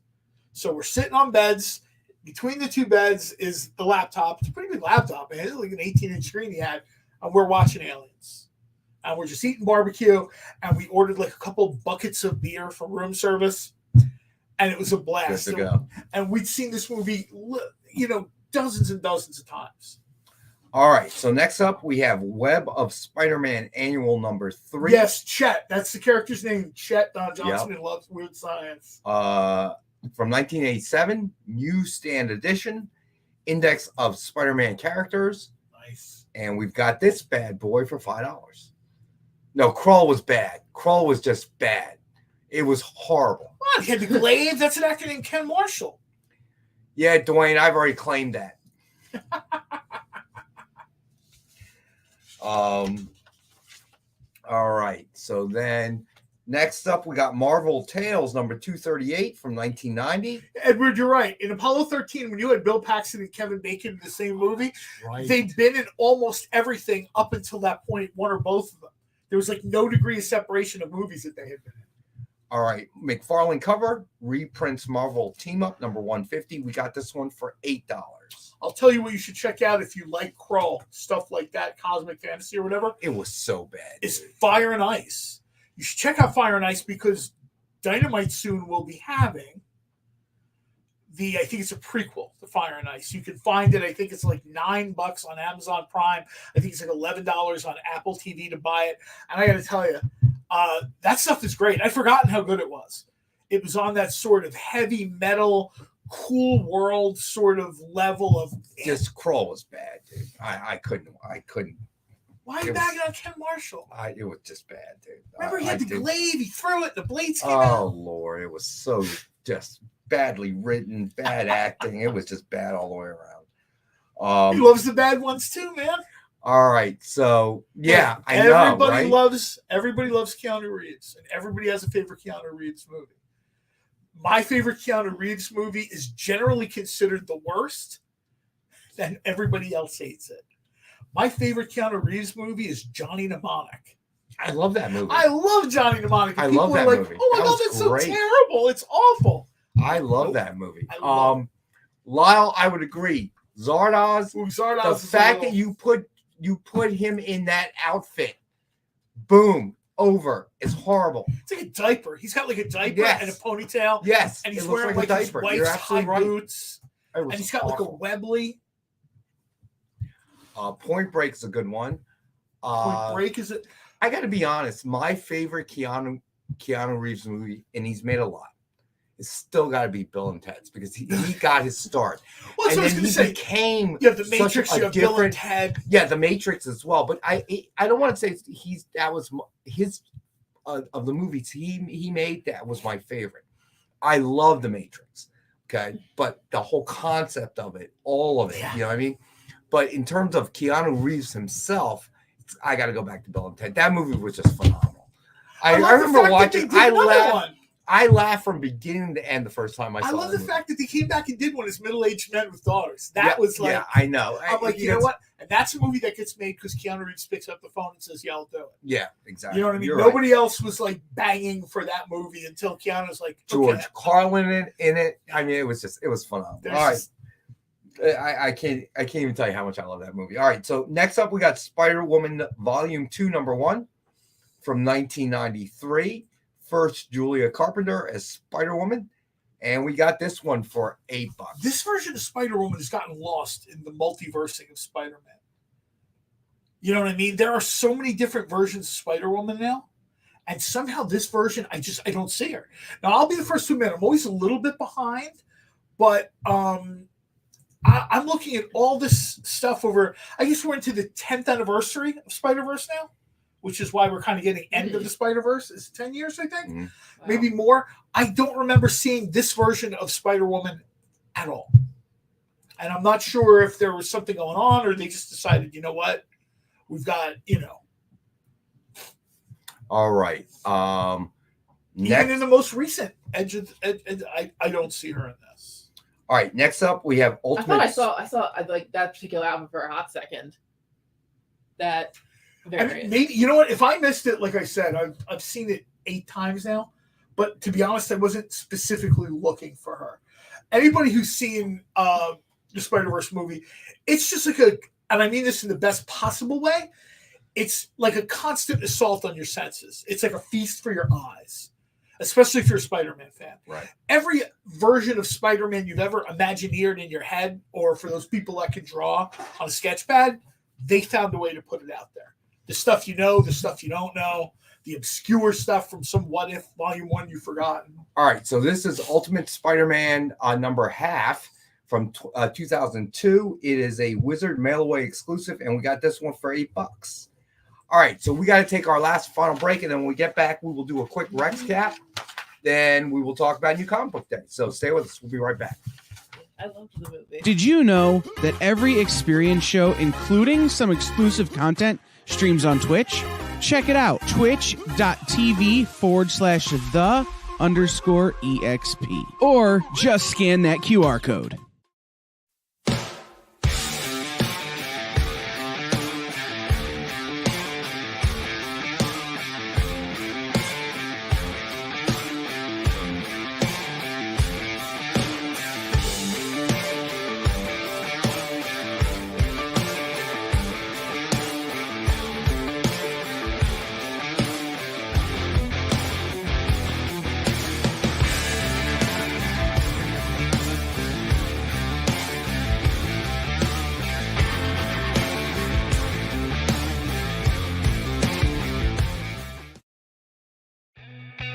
Programming on the EXP is made possible by viewers like you, or your local comic shop, or that Kickstarter you backed, or the publisher you like, or comic industry professionals who want to share a message with the world. Really, anyone who wants to advertise with us can. If you're interested in seeing a product you know and love, or are creating, or are publishing, or are involved with, advertised here on The Experience, and having your message shared with our viewers, please reach out by scanning the QR code below or visiting our website and using the contact form.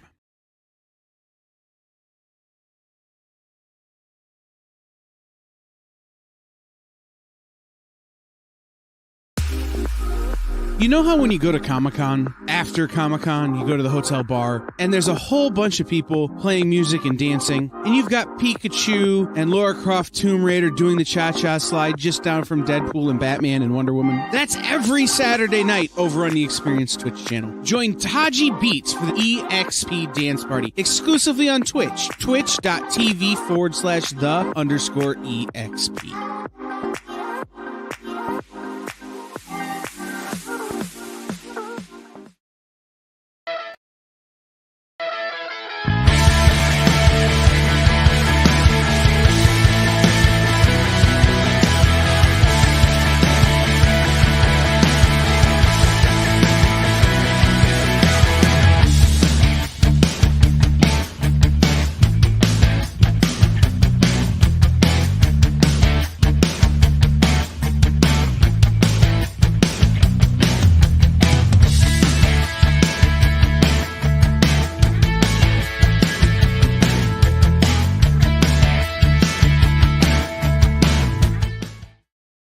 All right, we're back. I'll be right back. You know what? Let's do some incentives.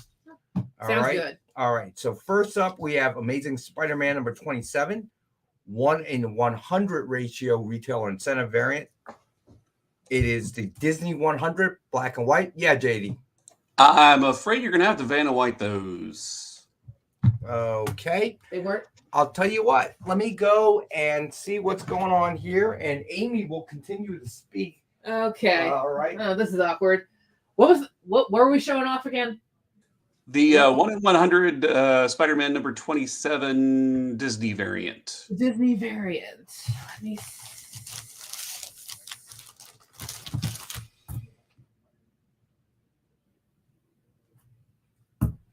This is embarrassing. I don't think it's here. Keep talking. And there we are. And I can't even blame this one on Comcast. All right, you know what? I'll tell you what, JD. Let's go back to back issues. I do have all the Void Rivals if you want to do those. All right, you know what? Let's do the voids then. Are we back? Except do you have prices for the cover A and cover B? No. Okay.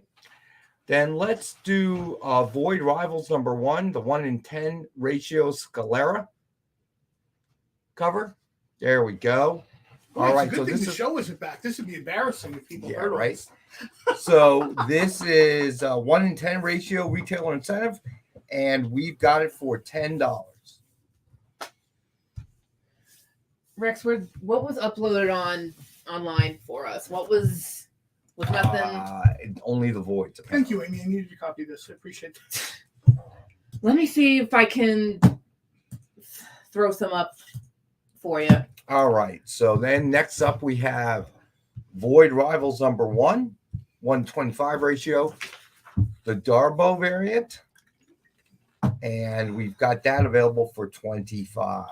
Covers here are amazing. The title is on fire right now. I think somebody just said it.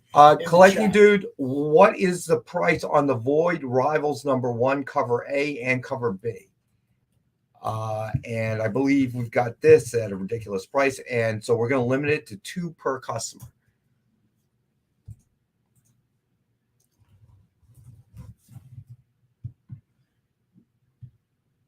All right, so currently we're on the 125 that we have available for $25. Okay, so the Void Rivals number 1 cover A. Now, JD, you got pictures of that, right? All right. Yes. So cover A, we've got it for $5 each, and we're going to limit it 2 per customer. And then Void Rivals number 1 cover B, We also have for $5, and we're going to limit it to 2 per customer. All right, Dwayne, which one are you claiming, my friend? Cover A, cover B? Gotta let me know. Triple B, you got it. So we got you down for 1 cover A. Yeah, so let me know, Dwayne. Okay, so Dwayne, you are A as well. Gotcha, buddy. Okay. TMNT 150 variant. I don't know if we have it today. I don't think that we have it today. Yeah, I don't see it on the list, my friend. No TMNT. Number 140. Yeah, Brad, I don't see it on our page right now, but I thought we do have it. it's not on my sheet. So let me see here. We just make this stuff up as we go along, then, right? Oh, Pretty much. It's more fun Next that week, way. hockey cards. All right. So then we've got Void Rivals number 1 in 50 ratio, the Chung variant, and we have that for 50.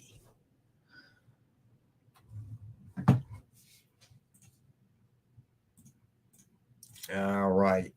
Then we have Void Rivals number 1 in 100. The Johnson variant.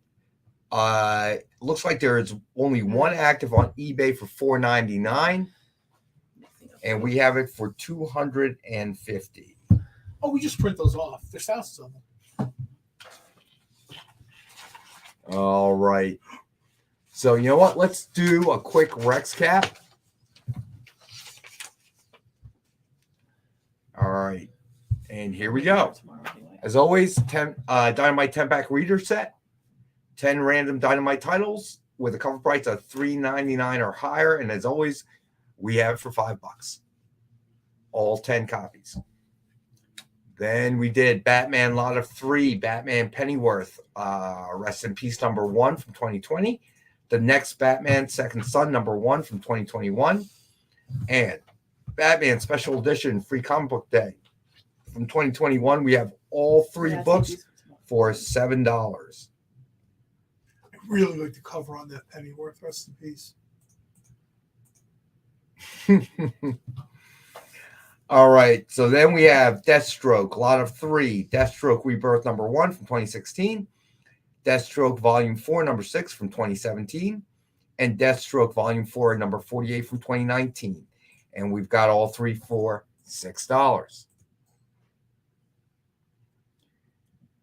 Then we did Justice League Dark Volume 2, number 1 through 5 from 2018.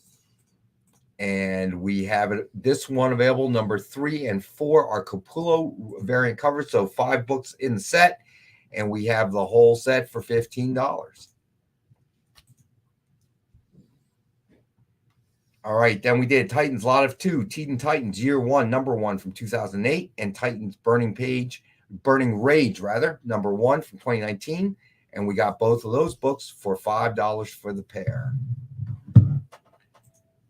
Then we had Teenage Mutant Ninja Turtles number 100 for 2019, Kevin Eastman variant cover.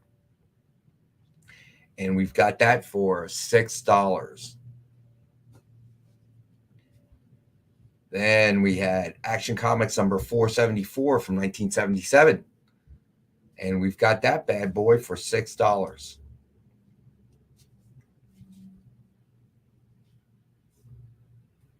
And then we have Silver Surfer Volume 7, number 14 from 2015, Mike Allred cover. And we've got that for $5.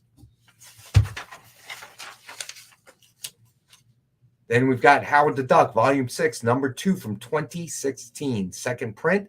It is the second appearance of Gwenpool, and we've got that for $5.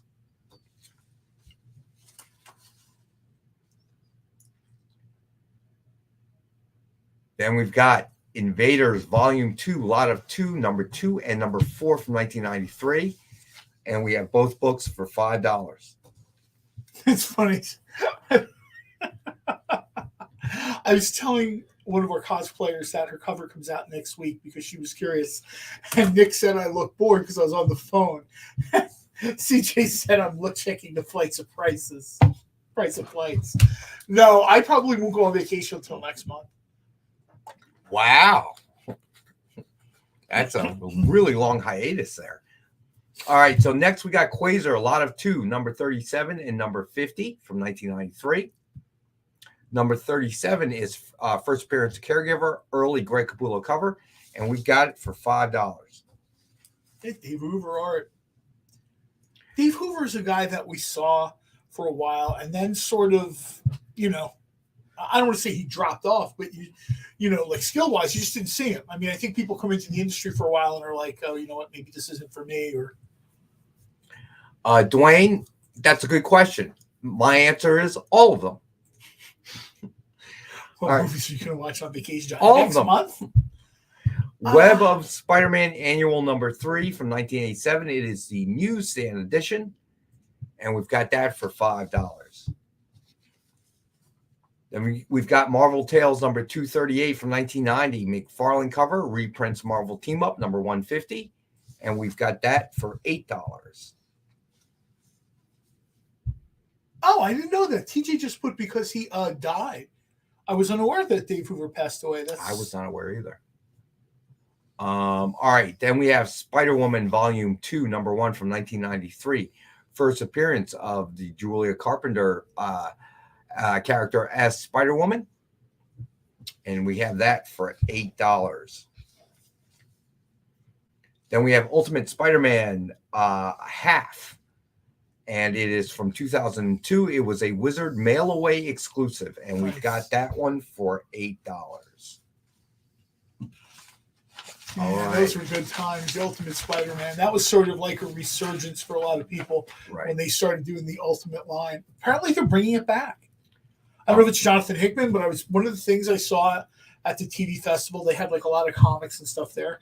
And one of the things they talked about is they're bringing back the Ultimate Comics, the Ultimate versions of the characters. So then we had Void Rivals number 1, cover A. These are limited 2 per customer, and we have them for $5 each. Claim that. Claim which one, Dwayne? I think Alec wants to do the Hokey Pokey. I have no idea. Turn himself around. Hello. Ultimate Spider-Man. Give me 1 second. Okay. All right. Ultimate Spider-Man, right, Dwayne? Just want to check, buddy. This is camera time. All right. For Lars, man. That is very nice of you, my friend. All right. Go ahead, Alex. Guys, make sure that thumbs up button. Screech will be happy. And tonight, 9 o'clock, will be 360 Comic Show. Stick around. Some great comics. All right. Gotcha, Dwayne's a pain. That is a very nice gesture, by the way. Thank you. All right. I give Nick a lot of credit. He checked on the show from Las Vegas. I guess so. All right. So then we had He checked in to tell us he lost the company in a bet. new owners will be there because. So Void Rivals number 1, cover B, also limited 2 per customer, and we have it for $5. All right, then we had Void Rivals number 1, 1 in 10 Scalera cover for $10. I mentioned this earlier. How many times have I seen Across the Spider-Verse so far? 8. Wow, you're slacking. I was on vacation and it was sort of, Slacking, bud. All right, so Void Rivals number 1, 1 in 25 ratio, Darbo cover, and we have it available for $25. In between meetings. And then we had, hold on, let me see here. What did I got? Oh, okay. Void Rivals number 1, 1 in 50 ratio retailer incentive is the Chung cover variant, and we've got that for $50. And then we had Void Rivals number 1, 1 in 100 Johnson cover. There's only one active on eBay at $4.99. We have this one available for $2.50 tonight.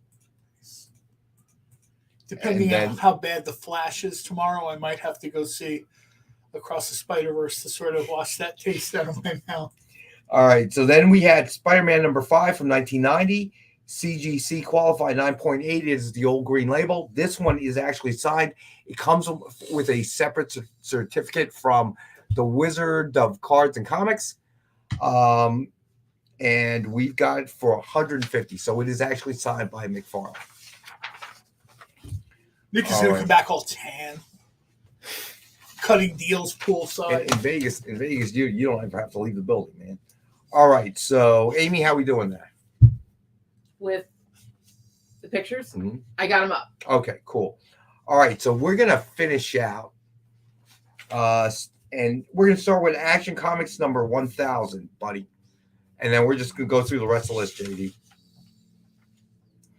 All right, so Action Comics number 1000 from 2018 is the 2000s variant by Lee Bermejo, or is it Bermejo? I think it's Bermejo. Okay, and we have it available for $8. Actually, I love this cover. Fire in the sky. All right. Yeah. Then we had Batman Odyssey number 1 from 2010. Neil Adams cover. That is Neil Adams. That is Neil Adams. Wow. Wow. Man. And we have this one for $5.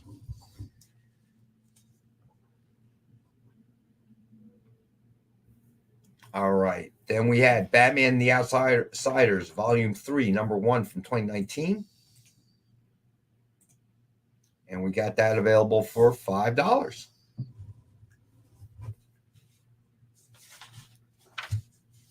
All right. Then we have Dark Knights Metal, number 6 from 2018. It is a foil cover. And we've got this one for $7. All right, then we had Legacy of Spider-Man number 1 from 1993, Art Adams cover. And we have this one available for $5. All right, the next up, we have Amazing Spider-Man number 27, 1:100 ratio. Disney black and white for Disney 100. Oh, that is so cool. It's right here in my hands. Well, not this one's for That sale. is so We've got cool. another one. All right, and we've got it for $100. This is a 1:100 ratio retailer incentive. I love these covers where they get the Disney characters in there. Yeah, I mean, they've had this now for a while. They kind of coordinated it with that Right. Disney 100 show that was going around. And I think for a little while, they're going to kind of keep it sort of going a little bit because I think people sort of. Triple B, I don't know actually, but I'm going to write it down. Do we have any lithographs of Purgatory? Hmm. No, but hopefully Nick will return from his business trip with a Purgatory weekly series. Yeah, you keep telling me something. All right. So then we've got Amazing Spider-Man number 27, 1/25 Garbage retail incentive cover. And we've got that for $12. My batting average isn't that bad. I wanted to see more Tarzan. I got it.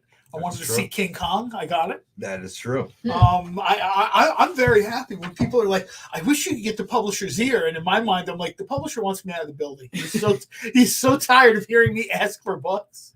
All right. Then we have Black Panther number 1, 1/10 alien design retailer incentive. One of our cosplayers messaged me at like 8:00 in the morning to tell me that her jetpack had been done. So if Dynamite had a jetpack character, to let them know she was all set and ready to go. Cool. And I'm glad that she got her jetpack, but I was like, isn't it 5:00 in the morning in California? And, And we have this one for $12. All right. The next up, we got Black Panther number this 1. looks like a character study cover. I like this. Black Panther number 1, 1/25 ratio. Hanini cover. And we've got this available for $25.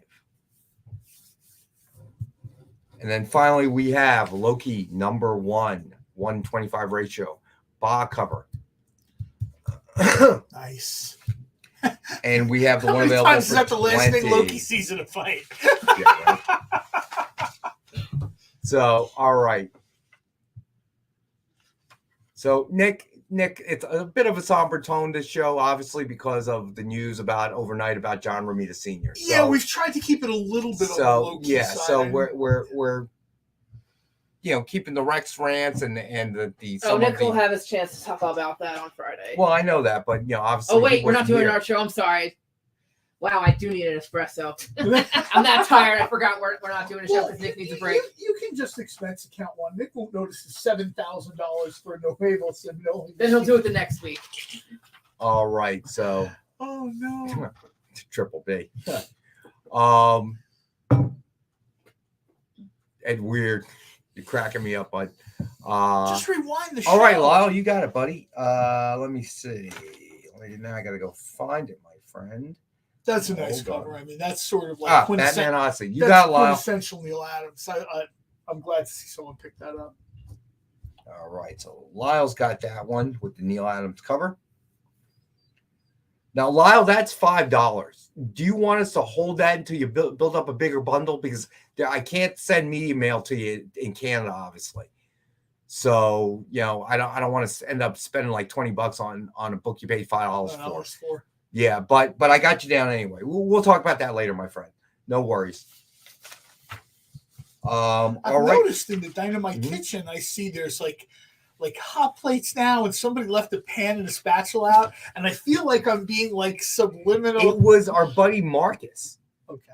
Because I started cracking jokes because he gets Grubhub like every single day. I made jokes about it that he and the Grubhub delivery driver, they're dating. I tell you right now, if I could not cook, that I would have the same relationship with DoorDash that I have with Regal. See, I'm surprised at you though, because there's a restaurant local to my house, right? And my daughter would go there as well. We go there all the time. It's right around the corner from my house. And I got to know the owner. And one time I went to call for a pickup. And he goes, "Listen, your daughter's been ordering food. That's great, but can you do me a favor?" I go, "Well, yeah. Well, what's up?" He goes, "Can you tell her not to use DoorDash and Grubhub? I make almost no money on those because they charge so much." He goes, "Dude, all she has to do is call and I've got my own delivery guy here. He can deliver." Okay. And be honest with you, I have never used DoorDash or Grubhub. It's just a convenience thing.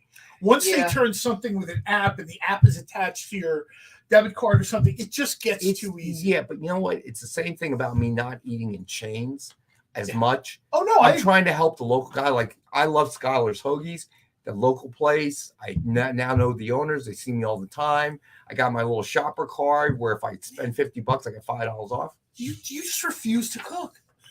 For one person? What am I doing, dude?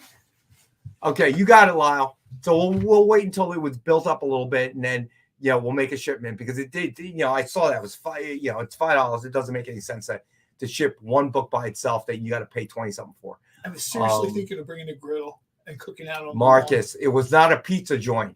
Maybe she wants to hide from you buying. Oh boy, we're back on this. Nick wanted excitement. I'll give you Not excitement. again. Pizza does not have pineapple on it. Pineapple isn't even the worst thing anymore. I'm seeing people putting like pickles on pizza, and I'm like, you know what? Leave me in the last century. I don't. And weird. We agree on so much. On this, we will never agree, my friend. Okay. No. I can support that local pizza joint by buying pizza without pineapple on it. I get extra anchovies. As a matter of fact, I think that's my dinner night. I'm gonna get a slice of pepperoni and a slice of anchovies. That's a good idea. I should bring my pizza oven over here. What? I how did you guess I should bring my pizza oven from my telling you I want to get pizza? Those two things are directly connected. You can make a pizza, okay, with your pizza oven. Okay, we live in the same town, and bring me the pizza. No, but like have it on the show or whatever. I come out with the pizza and stuff. Do you really do that? I actually do that. Is that your signature move on your food shows? So, you know what? Not on the show, but yeah, when there's like 10 drunk people at my house, I can get almost all of them to go. Amy thinks it's funny because she doesn't usually laugh at anything we say during the show, and she thinks this is hilarious. For once, it's funny. It won't be hard, Triple B, but you got like 4 minutes. Nick has got a million things to do. The last thing he wants to do is see me show up and start putting the grill together on the lawn. I'm here to cook. I think it's pretty cool. Nick wanted excitement. That's not right. The excitement Nick wants. I guarantee you that. Let me tell you, that is essentially a crime against mankind to put pineapple on pizza. Okay? All right, straight up. That's it. Okay, extra pineapple. I like Great pineapple. job, guys. You got Rex upset. I like pineapple. I really do. Extra Okay. pineapple.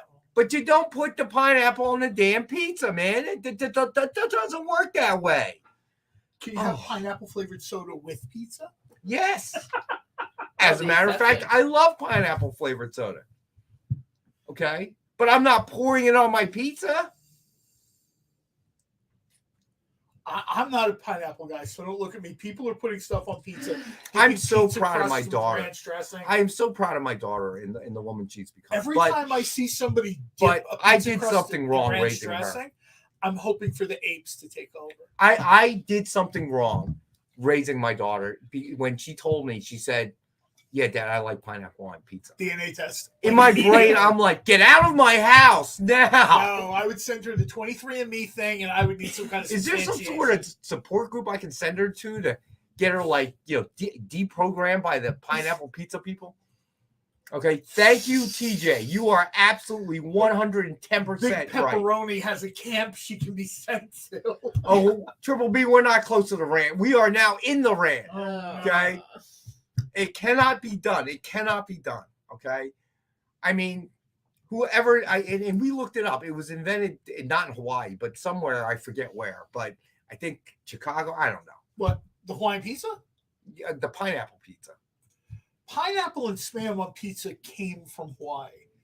That I looked it up. That's not what it said. I'm telling you, dude. The spam maybe. All right. And I could deal with spam on pizza. Right. Yeah, this thing, I see people dipping slices of pizza in ranch dressing. And like I said, Ew. every time I see that, I'm praying for the apes to kind of like, just take up arms and be like, you know what? You had your shot and you blew it. Out. All right. They're saying it was invented in Canada. Lyle? So he's in charge? Wait, what? He's responsible? In 1962 by a Greek immigrant. God almighty. When did they start doing that? In 1962. Clearly, the pizza guys in the Northeast fought it, but ended up losing. One of the battle. hotels that I stay at in Hawaii claims to be the spot, their bar, where that was the first spam and pineapple rings put on a pizza by their. I don't know. Spam, I can see. I don't know what the year, the date was. Spam, I can see. There might be a little bit of a difference because I think a Hawaiian pizza has pineapple and ham, right? Like deli ham, like sliced hot lunch meat. I don't know. It's just wrong, man. It is just so wrong. So on that note, I want to thank everybody out there. Thank everybody for joining us. Nick, out in Las Vegas, please give me at least 7 of the TV shows I've asked for. Whatever. Anyway, thank you for joining us. If it was your first time watching the show, thank you, for being with us. If this is your first time watching the show, we have a lot to explain. So much. Be safe, everyone, and we will see you, I guess, next Monday. What's next, right? What's next, JD? Next up, we got 3T, Treat and Talk. I always screw the name up. Talk and Treats Trivia. Blech. And then Alex at 9 o'clock. And then we got 360 Comics. And then we got 360 Comics. And after that, it is Kicking It with Honoree at 10 p.m. Eastern. All right, cool. So stay tuned. All right. Thanks, Lyle. everybody, for joining us. Thank you, everybody. Lyle. We'll be in All right. tonight. Peace. Be safe. See you next week, everyone. Do you remember what it was like when you were a little kid and you got a letter in the mail? Now imagine that letter was filled with information about your favorite shows, pop culture questions, links to things you're going to want to see later, and even sneak peeks at upcoming programming here on The Experience. That's what the EXP mailing list is. Every week, we send you sneak peeks, information, and all of the relevant links for all of the shows you want to see. Sign up now on our website or scan the QR code that's on your screen right now.